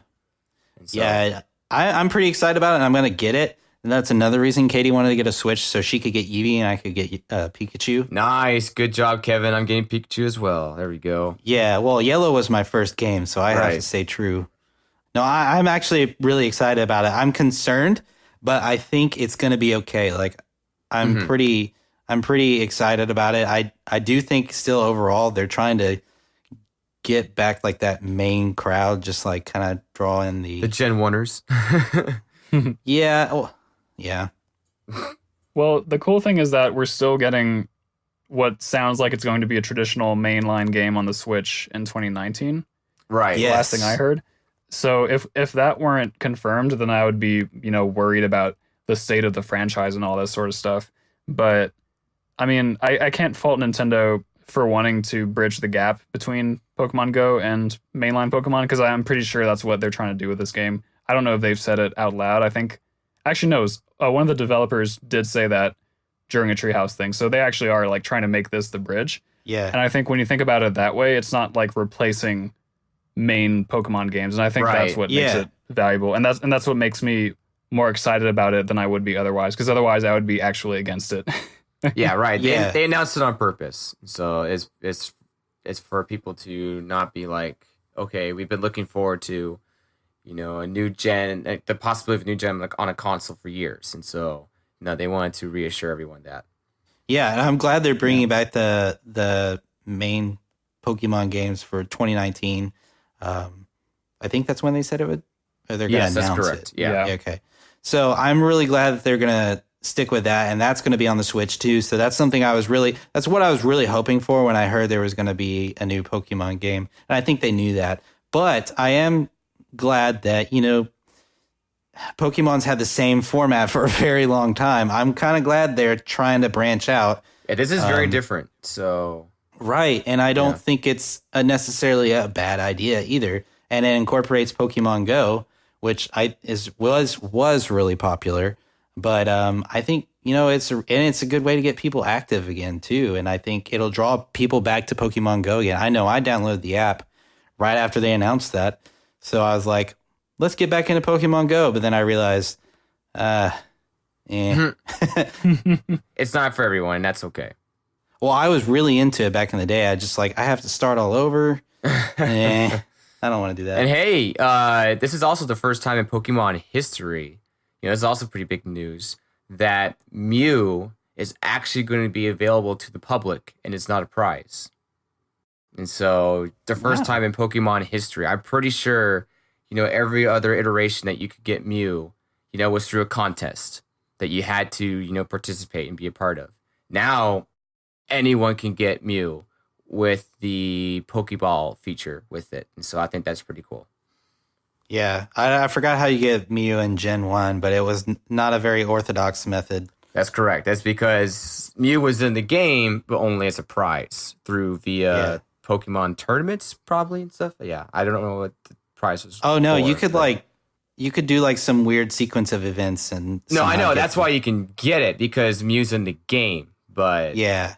But yeah, it's through very unconventional means. There should be a statute of limitation on legendary Pokemon where after 20 years they become less legendary and you can just catch them in the Cerulean Cave or something because it's I get that Mew is special and a big deal and has been for a long time, but it's Gen 1 debuted 20 years ago. Just let me catch Mew normally, let me go to space in the game and find Mew on a meteorite or something and I don't know. I disagree. All right, Nintendo. You heard it here from Peter from Deal for Real. He wants you to incorporate into the new Pokemon game, put a 20-year timer in it, and when that 20-year timer runs out, boom, let those legendaries free. Let them go. So, how sick would that be? Actually, Ryan, that is actually a cool idea. Can you imagine someone programming the biggest Easter egg of all time that you have to wait 20 years for it? Yeah. No, man, seriously, no one's ready for it. This is a great idea, and you could do this for any game. Jeez, you're a genius, Ryan. I was gonna say catch a Mew right next to a Zubat. Just oh look, there's a Mew just chilling right next to Zubat. I think I'll get the Zubat. Well, Mew is friends with all Pokemon, so that makes sense. Going back to Pokemon Go and our Pokemon Let's Go and the new approach and all that stuff, I read an interesting discussion online, I think it was on Reddit, where people were saying that maybe Nintendo, well, I don't think people are actually thinking that Nintendo is doing this, but it would be cool if they did do this, that they would be making separate Pokemon games for separate audiences. So you'd have the very casual audience, so people who are maybe into Pokemon Go more than they are into the mainline games. And then you have people like us who have been playing the mainline games for a long time. And it'd be kind of cool if Nintendo sort of stopped trying to cater to both, because a lot of people were complaining about how, I think in Sun and Moon in particular, there were just some elements of the game that were so simple or so dumbed down or so easy because they were trying to make it as casual as possible. I mean, even Smash Brothers has had this problem in the past, right? Trying to appeal to everyone and making something mediocre as a result. And so it would be cool for Nintendo to continue this more casual approach with games like Pokemon Go or Pokemon Let's Go, but then maybe going back to the roots just a little bit with mainline games that are more similar to Gen 4, Gen 5 or something, games that were still challenging and less easy, I guess would be the word. Yeah. No, I hope they do something like that, honestly. At least bring it back to its at least somewhat of a harder mode. Maybe you're battling, you're going through a gym and you get through all the trainers and you lose to this guy named Blaine. And then when you do that, Kevin. you go back. You go back to the beginning of the gym and you have to fight all of the trainers again. Roasted. I'm triggered. That would be roasted. Oh, you set me up for that one. I'm sorry, but I'm logging off Discord right now. Oh no, Peter, it's okay. That'll be my other birthday present to you. Will be me reattempting that joke. Oh, that would be a good present. I would love that. Hey, maybe if I stream that, you'll actually tune in. Oh no, don't even. I tune in to 97% of your streams. 97. Yes. Stats. We need the stats. Just letting it all air out here on the air. Yeah. Stat check. Yeah. Fact checkers. Fact checkers. Okay, I do want to change the subject because I'm very uncomfortable. And I'm just kidding. But I do want to Nice. talk about two other quick Nintendo things before we get on to Big Bad Smash Bros. So there was a person who leaked Pokemon Let's Go some time ago, like on April 1st or something. And of course, no one believed them, but it turned out that they were right. And I think that was this leak. It might have been different. But anyway, the person who leaked that also leaked Star Fox, like a new Star Fox game and also a new F-Zero game. Yes. It was a very unconvincing leak. It was like a bulleted list on a sheet of paper that anyone could have printed out. But anyway, so these were two things that people were sort of hoping for. And people have been hoping for new Star Fox and new F-Zero stuff for a long time, especially F-Zero, since the last game was either GX, was either GX or one of the Game Boy games that came right after it or right before it. That's correct. Yeah. So yeah, people were really hyped for both of those to make an appearance. And then there was a rumor that came out later that there was going to be a Star Fox racing game called like Star Fox GP or something. And then people from both of those communities were getting mad, like, because it'd be a huge slap in the face to have either a Star Fox game that wasn't a real Star Fox game. Like, that would be a slap in the face to Star Fox fans. And then it would be a slap in the face to have a futuristic racing game that was not F-Zero. I'd be so mad. So like it was a double. It was kind of a double thing. But Kevin, I think, tagged me in a tweet that brought that rumor to my attention, and I was actually kind of happy about it because back in December I was like just thinking randomly, oh, what if there was a Star Fox racing game? And I like wrote down how the game would work, and it'd pretty much be F-Zero but with like R-wings or something. And I was writing down all the courses that it would have and all this stuff. And so to see this rumor come out, I was like, oh, I definitely invented that game back in December. Like, Yeah, you did. So I personally would be happy Peter's with idea. Star Fox GP. It was my idea. Copyright. So I'm both a Star Fox and F-Zero fan, and I would actually welcome a Star Fox racing game. But I understand why other people would not. But the point is that a lot of people are sad that neither one of those things were actually revealed or teased at E3. Yeah. And that's me. Yeah. I actually agree with you. I think that Star Fox game would be super dope, and I would play that. But I want to say that kind of brings me to one of my points that I mentioned. Overall, thinking about Nintendo's press conference, it was slated to be all of these super things. I even texted Ryan. I was like, we could see all of these things. I said, even a new F-Zero game. And, we haven't seen anything on the new Metroid Prime. And so it's like, we were expecting all of these things to just come to light, but most of it was about Smash or games that we have already seen, like Pokemon Go and stuff like that. And so I thought it was a really good chance for Nintendo to just kind of come out there with all of these games. And I'm not saying it was a bad press conference for Nintendo, but I was kind of like, if you step back and look at it a little bit, like, I thought it could have been more. They could have been like, I don't know. It was a very Smash centered press conference, which I'm okay with. I love Smash. Everybody knows I love Smash. But it was like I was really hoping to see some of these other games. So there's a little bit of disappointment for me because, like, okay, yeah, Smash, Pokemon, and Mario Party, and some of these other games that we've talked about have already been announced. Mario Tennis Aces, Octopath Traveler. A lot of these other games, they were just expounded on a little more. Yeah. But I was hoping for more announcements that had been strongly rumored, such as F-Zero, and we already know Metroid Prime, but we just haven't seen anything on that game. So I was really kind of disappointed in that aspect. But at the same time, it's like, cool, new Smash game. It looks dope. So that's kind of my thoughts on Nintendo's press conference. Yeah, to add to that, Kevin, actually, I had the exact same thought. Especially as a diehard Metroid fan and as an F-Zero fan, but at the end of the day, I wasn't disappointed. I didn't feel disappointed with Nintendo's E3 because Smash kind of sucked up all my disappointment. It made me just so excited. But yeah, I am a little disappointed at the end of the day that, they didn't have the content that I thought they would. But after, listening to, I listened to Pro Jared for a little bit, and, he made the statement that, you can't judge someone's, E3 based on, the content they could have put because, it didn't exist.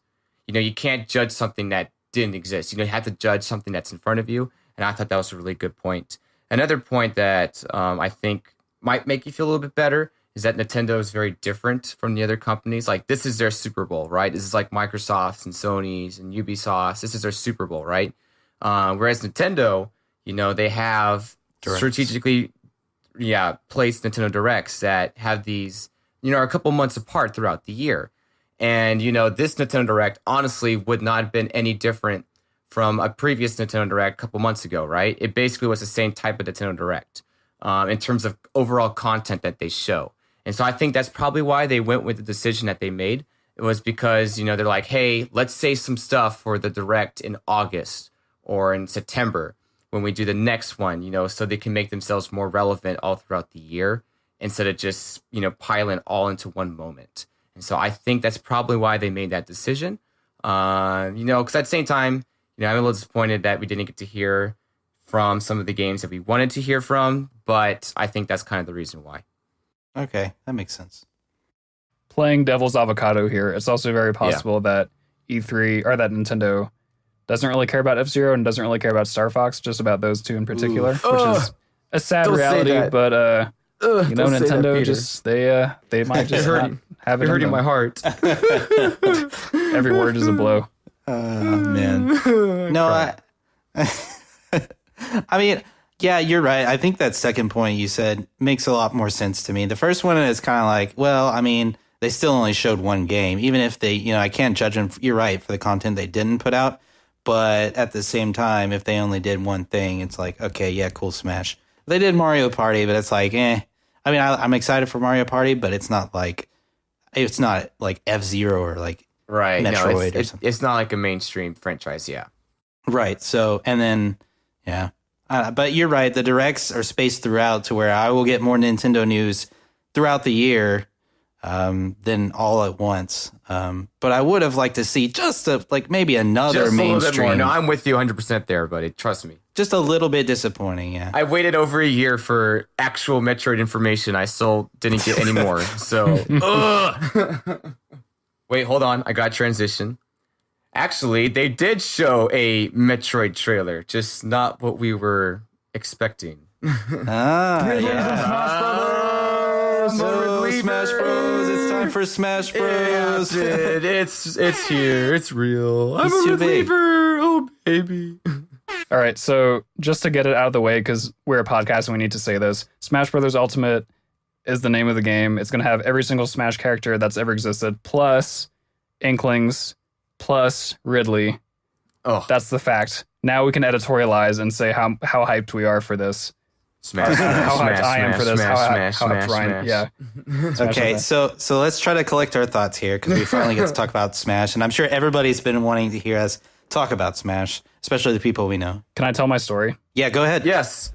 Yeah, so this is a perfect time. So very similar to Ryan, I was kind of covertly sneaking peeks during the Smash Bros. Direct. I had it in like the tiniest possible window up in the corner of my screen, the corner that was actually as far away from my boss as possible on my monitor. And even then, it was still distracting me. Like I couldn't really take my eyes off it. So I thought, okay, you know what? I'm going to hide it. And just like in a couple minutes, I'll pull it up and see what they're talking about next. So I kept kind of hiding the window and pulling it back up and seeing like little tiny reveals of information. Like I did see the point where when they announced all the characters that were going to be in it. I was like, oh, this is awesome. And then I'd hide it. And then I'd pull it back up and they talked about how they're going to have like Battlefield versions of every stage and then some other mechanical changes. Like, oh, that's really cool. And I'd, close it. And so eventually I thought, you know what, I need to kind of close out of this entirely because I really do need to focus on work right now. Oh, man. So I closed it. And then a couple minutes later, I thought, you know what, I'm going to pull it open again. He had a sense. And I pull it open right when the Ridley trailer starts. Oh, my gosh. And then I saw Ridley and then I saw his little splash screen. Ridley hits the big time. And I was like, trying my very hardest not to squeal in my chair. I was so excited. And I was like, I'm so glad I had the Jesus timing on this where I just knew that I had to pull up the window. It was awesome. Oh, and man. Yeah. Ridley was speaking that was a ride. to you. He was. Oh, man. Yeah. I was kind of doing the same thing. I guess we were all just having this pulled up at work, but I had it pulled up and they kind of allow us to do this at work. We can kind of listen to whatever we want. So I would listen to it and I was listening to the first couple of minutes and then all of a sudden my coworker comes over to me and we were like trying to work out a problem. It's like, dang it. Like the conference is going on right now. So I had to like pretend not to be super distracted and like pretend that I wasn't trying to hurry up and get him out of there. But I was like, this is like, so I was trying to figure out this problem as quickly as I could, but trying not to make it obvious. I'd be like, how are we going to solve this problem? And I'd wait for like 5 seconds and be like, we need to do this. And then I was like, okay, I'll work on it for a little bit. He's like, all right. And he'll go away. And then like, I came back and they had already announced like Ridley and all this other stuff. I was like, dang it. And I came back in when they started talking about the techniques that they added. And I was like, oh yes, this will be really cool. And then my coworker came back and I was like, God dang it. So I missed a good portion of the Smash stuff, but I did see all the main points where they're adding all the other characters back, and the clones are now like have their own special fighters. Echo fighters. Echo. That's really cool, by the way. And I had someone else tell me Ridley's going to be in the game. So yeah, most of the Nintendo Direct I was like missing, and I was very upset about because I've been waiting for it all E3. I was like, no, I'm missing all this stuff. But I was kind of relieved that they only announced Smash and that I didn't miss anything important. But Ryan, I want to know how many goosebumps did you get when you saw like Samus just like when you saw that trailer and they like Samus was running and with Mario, what were you thinking? Oh, I actually instantly knew that when I saw the first screenshot of the location that they're at. You know, they're in a futuristic place very similar to where you fight Ridley in the subspace emissary, which I think is a really cool shout out. Once I saw that, I was like, they did it. They freaking did it. And then obviously I got, official confirmation in my head, when Ridley brutally murdered Mega Man with his tail, which was sweet. God. Man, I was hoping we would talk about that. How far Nintendo has come, go back to Brawl, when Sonic appears, he bumps into Mario, right? It's like, oh, Mario just bumped you out of the way. Go to Smash 4, where Villager catches Mario in a net. It's like, Mario got you. Nah, Ridley's like, please, fools, I'm going to kill him straight up. In the trailer, Mario's mascot gone. And, he's like hat. twirling his hat, Twirling his hat, which is, by the way, Ridley's personality for anyone that knows Metroid in any good detail. And so I really liked how they brought out his personality very subtly in that trailer as well. And so, it was fantastic. He is the most exciting newcomer for Smash that I have, in my entire life. I've never been this excited for a newcomer, ever. And so I've been waiting for this for a long time. I'm looking forward to it. And I love his design too. It's not really anything from any Metroid game, which is what I was kind of worried about. Because his designs, are really bony and huge, which is why he was able to be kind of bony, is because he's really big. If they make him like smaller for Smash, he kind of look kind of really weird and skinny, like too skinny. And so I'm really glad that they kind of made him a whole new design that just works perfectly. And he doesn't look that big. Like he's big, but he's like not that big. And I also love his Meta Ridley skin. I'm going to play the crap out of that one. And then Peter, I don't know if you know this, but they found all his skins, and they actually traced it to where his skins are different palettes of Ridley throughout the series. Oh, that's cool. Which is super cool. Like there's the green Ridley, which is, from the box art of Zero Mission. Shout out to Zero Mission from the Interstate Gamer podcast. There's a purplish Ridley skin, which is the Ridley X from Fusion, Kevin. Ooh. And so they have that as a skin. They have... what were some of the others? They have the red Ridley, from the box art of Super Metroid, as well, that famous Ridley, and several others. I can't... Oh, they have a white Ridley with green eyes, which is akin to the robot Ridley at the end of Zero Mission. So, that's one of my favorite ones. Yeah, and so every skin of Ridley was a shout out to a version of Ridley throughout the series, which is 50 Shades of Ridley. 50 Shades of Ridley. Oh, God. It's fantastic.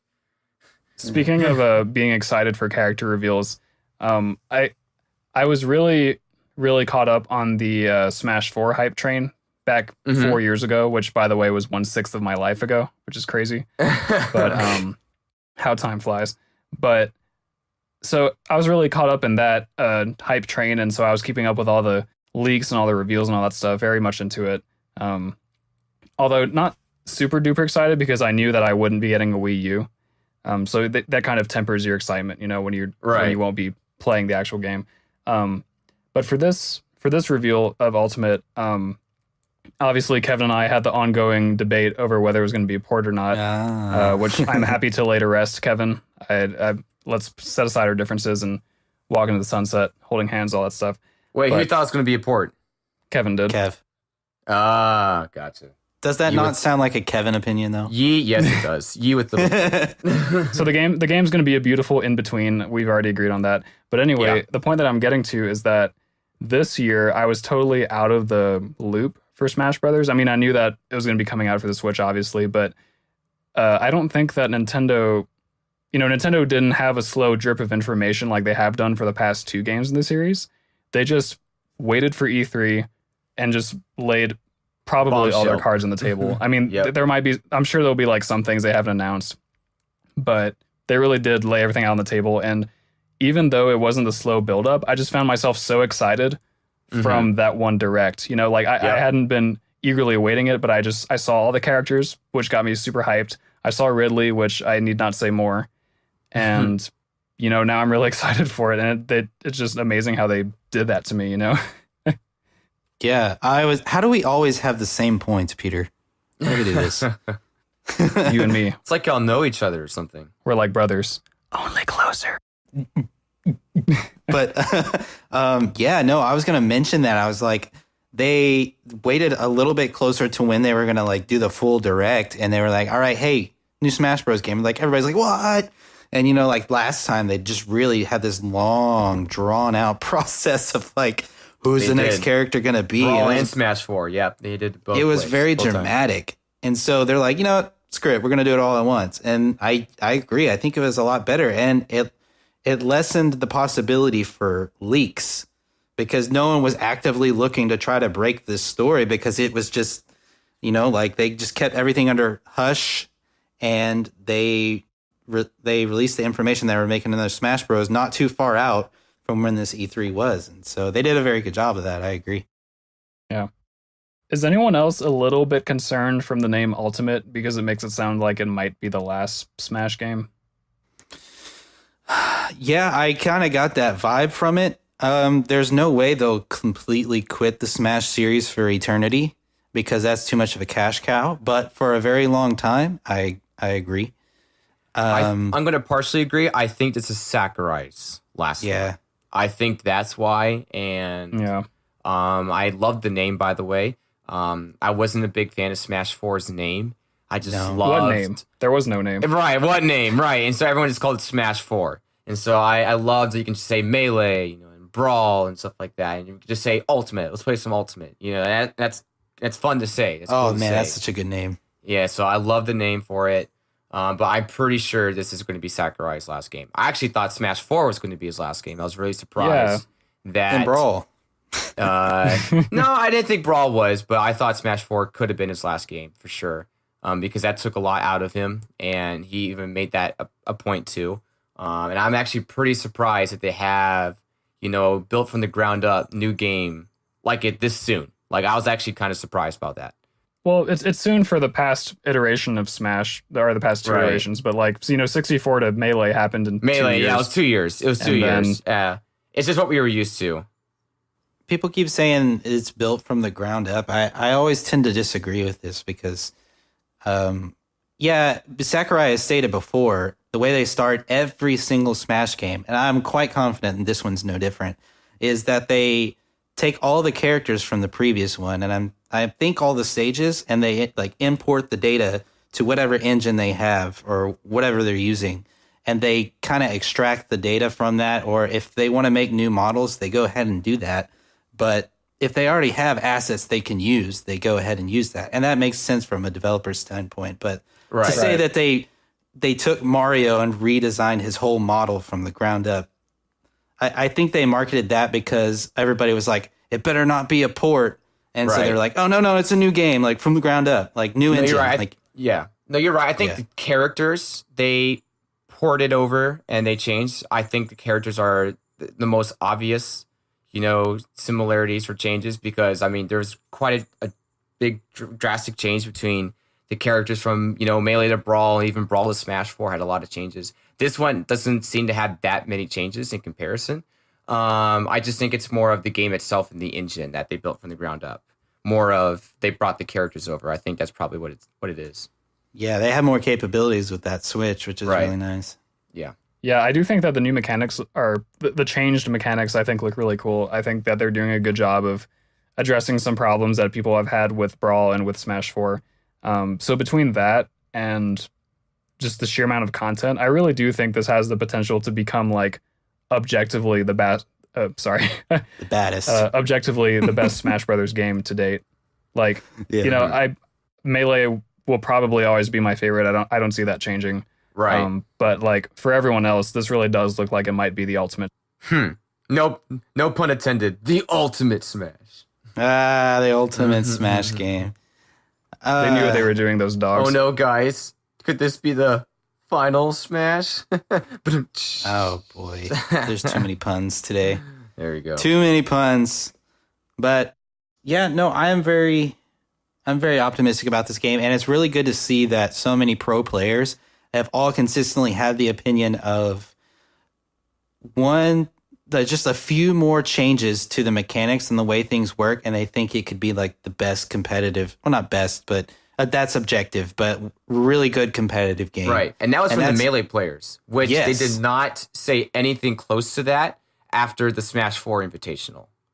Yeah. They didn't. And so for the fact that, Leffen and Armada and them were saying that, and Mango, and Tafkins, and all of them were saying that from this, definitely shows you the progress or more to the middle that this game is. So Yeah, and I kind of like how all of a sudden, just out of the blue, since everybody's got new like updated information on Ultimate, that it's a general consensus, even primarily from Smash 4 players, that Smash 4 sucked. Like everybody hated it. It's like, oh, you're just jumping ships so quick. Like, geez, like I guess you're like, why did you play it competitively if the game sucked? it's more of like the characters that dominated Smash 4 late that kind of really bothered people. Not so much the game itself. I mean, there were some things about Smash 4 that people were bothered by, but they made it work and they enjoyed what Smash 4 was. I just think people were overall tired of the DLC and the power creep of the DLC and DLC taking over. And you got to see that full force in the Invitational with Bayonetta, by the way. Oof. You got to see the backlash. Yeah, but Sakurai saw it too, and he commented on it. So there's still he hope. shook his head. There's still hope. Oof. Oof, He said he's right. there are some bugs in the game still. I learned. Yeah, pretty big one, buddy. One's an entire character. Yeah, he was like, I'm gonna go home and like as soon as I get there, I'm gonna be at midnight. I'm gonna go and work on the game. I was like, dude, just chill a little bit. Just hang out with us. Relax. Celebrate. Yeah, yeah. I do want to make a quick point that the decision to bring everyone back is, I think, an incredible decision. Phenomenal. I actually like that better than like 3 or 4 newcomers. I really do. Just because everyone across their whole Smash career, has personal attachment to characters at one point in time. And just for the fact to bring everyone back, regardless, no ifs, ands, and buts, no matter what, they're here. When I heard that, I was like, this is great. This is actually, I wanted this more than newcomers. And Sakurai even stated that in the trailer. He was like, this is what the people wanted. And, to see people who love Snake get so excited, to see my brother who loves Pichu, he's back, and Ice Climbers and, and several others. And I liked Lucina in Smash 4. And I'm really happy she's back, and so there's just several things that I like about that decision. I totally agree. I saw this really funny tweet that day where someone said, "Raise your hand if you predicted that young Link was going to be in this game. Now put your hand back down because nobody saw this coming." Oh, I'm so excited for Young Link. Yeah, me too. That's kind of really who I want to main. But Nice. I'm really excited to sit down. You know, we're all competitive Smash players here. I feel like we forgot to preface that. But we're all competitive Smash players. So it's going to be exciting for me to sit down, have the game completely fresh and new, and just pick whatever character I want. And I hope it's the journey of Yeah. picking a main and going through all that, which I did love in Smash 4 because I went across different mains in Smash 4, and I ended up settling with Peach. But I went from Samus to Yoshi to Pikachu to Peach, you know, and it's just a journey. And I'm excited to go through a whole new journey with Smash Ultimate. Yeah. So, yeah. I think I'm contractually obligated to attempt to main Ridley, but if it doesn't work out, I'm certainly opening. I am too. I'm with you, Peter. Ridley and Samus are the two characters I'm going to go all in at right away at first. And if I main Ridley, I'm going to love it. Top tier or not, I don't care. I'm going to love it. Yeah, I know everybody's like really hype about Ridley, and one of my concerns is that he might be OP. But I'm not too concerned about maining Ridley. I mean, I like Ridley and all. I think that's cool for everybody else, so I'm glad. But I am excited about some other characters coming back and maybe some other characters changing.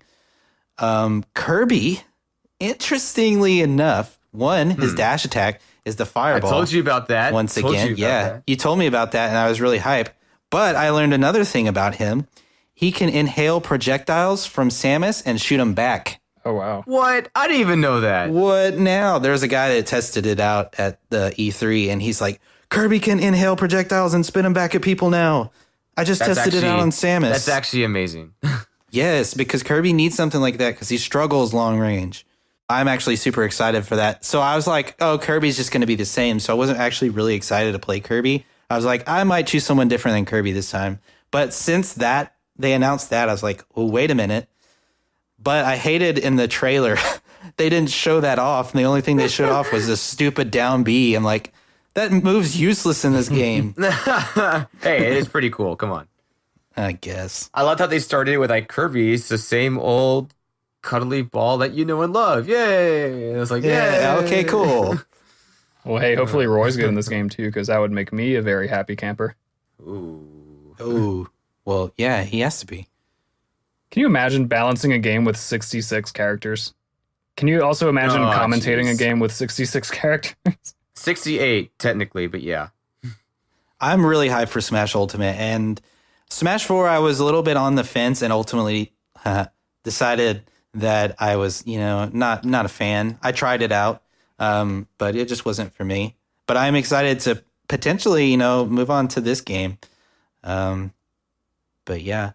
So with all of this in mind, I think we've talked a pretty good amount about Smash Ultimate, and we're Right. bordering on our 2-hour mark here. So, Oh, I didn't know that was a time limit. Okay, yeah.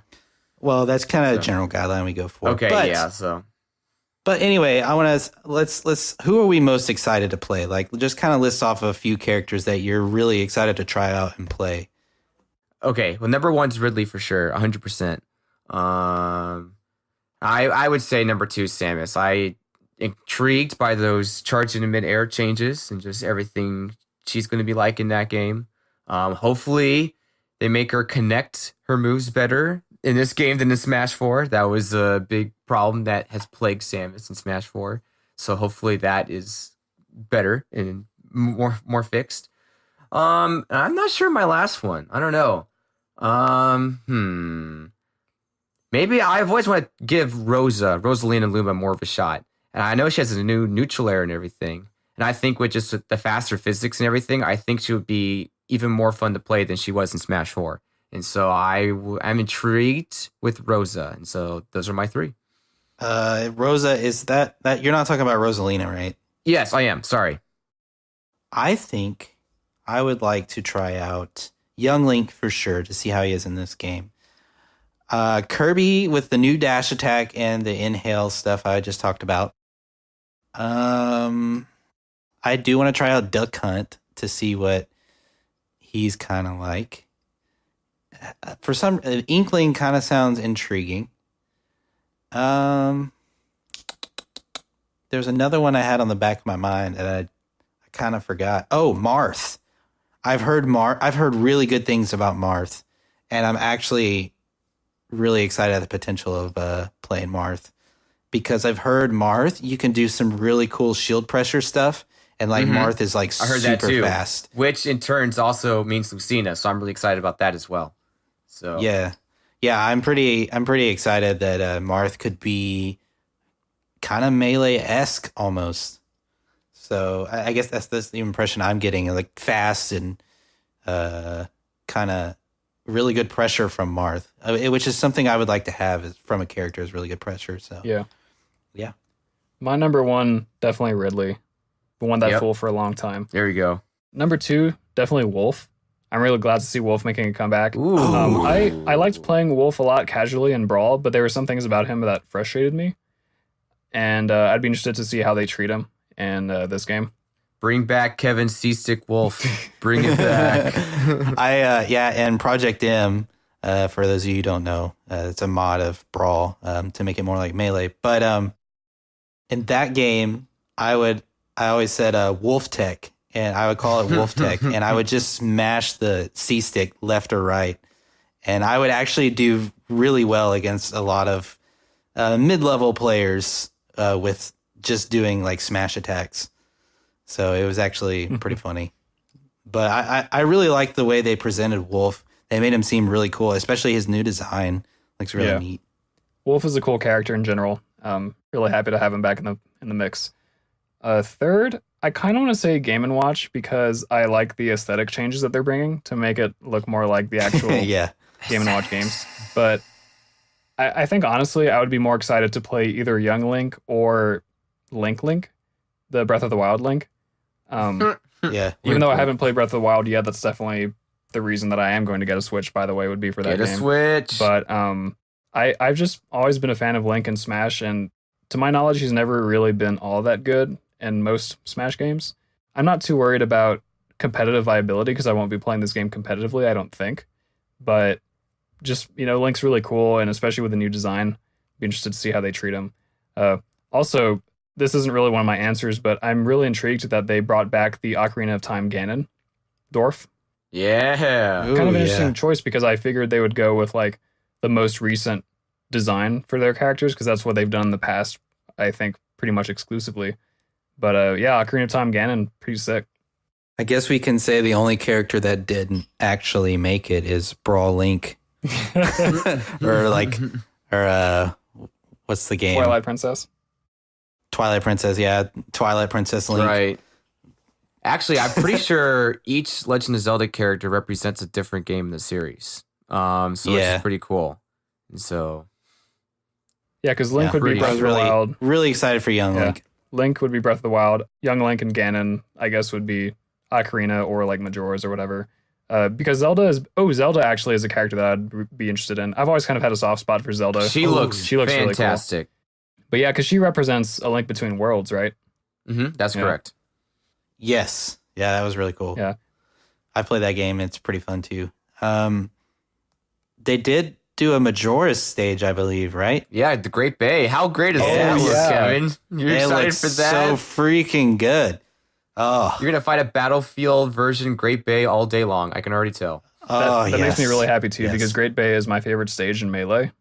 And so any reason to play that stage, I always am in the mood for. So very stoked for that too. I'll play the Great Bay. I'll play at the Great Bay with my Great Bay. I saw that too. I saw that picture earlier today, actually. Really? That's actually a meme? I just... Yes, it says know your differences. Great Bay, and then Great Bay, the picture of the new Zelda in Smash Ultimate, but with Bay B-A-E, so it's hilarious. December 1st, boys.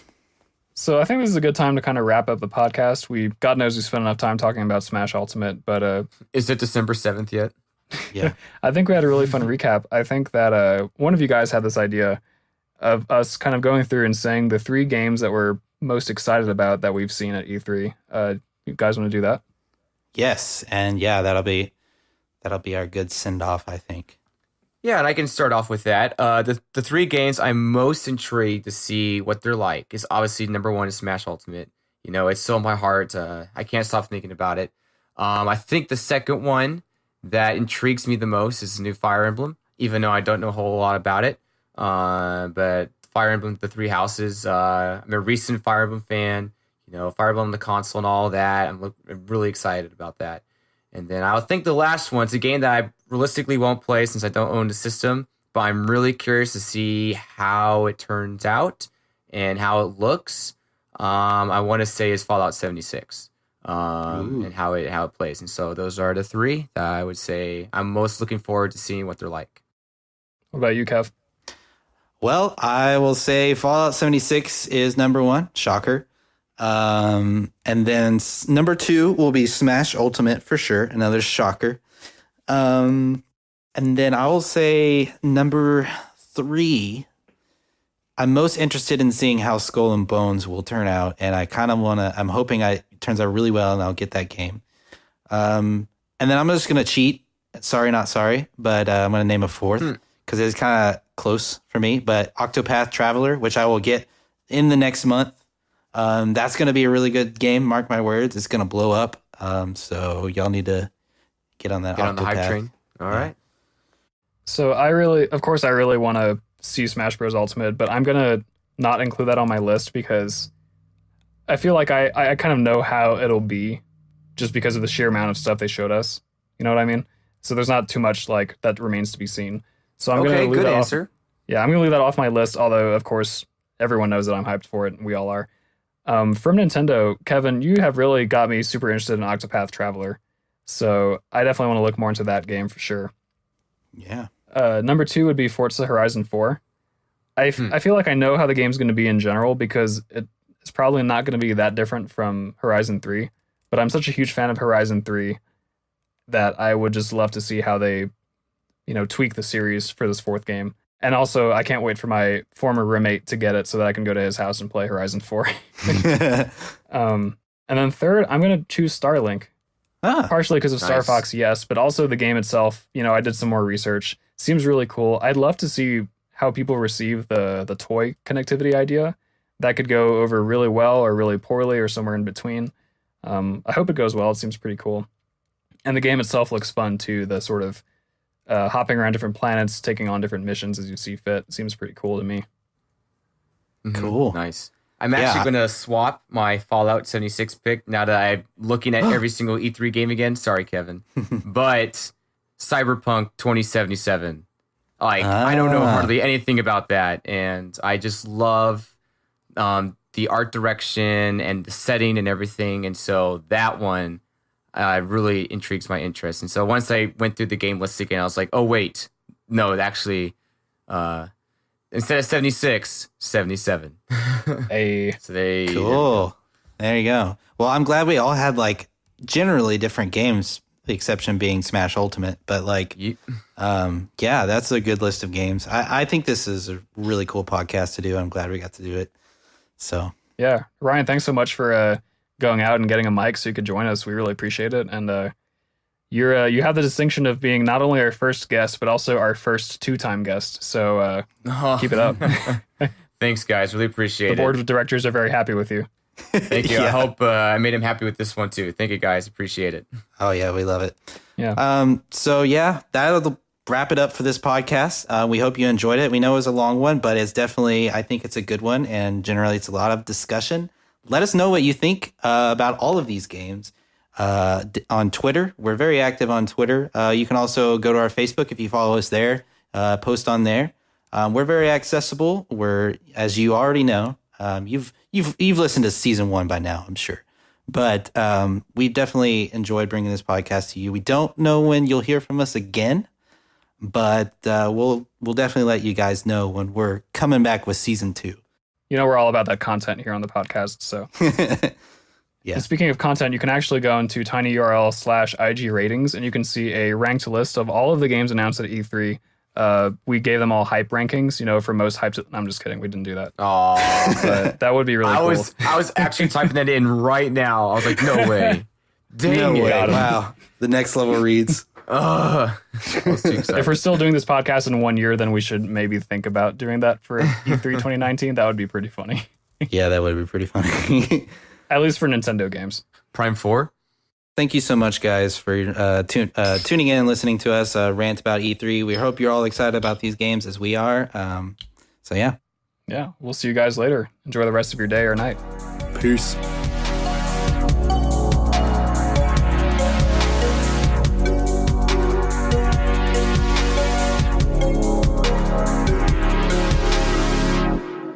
Yeah, baby.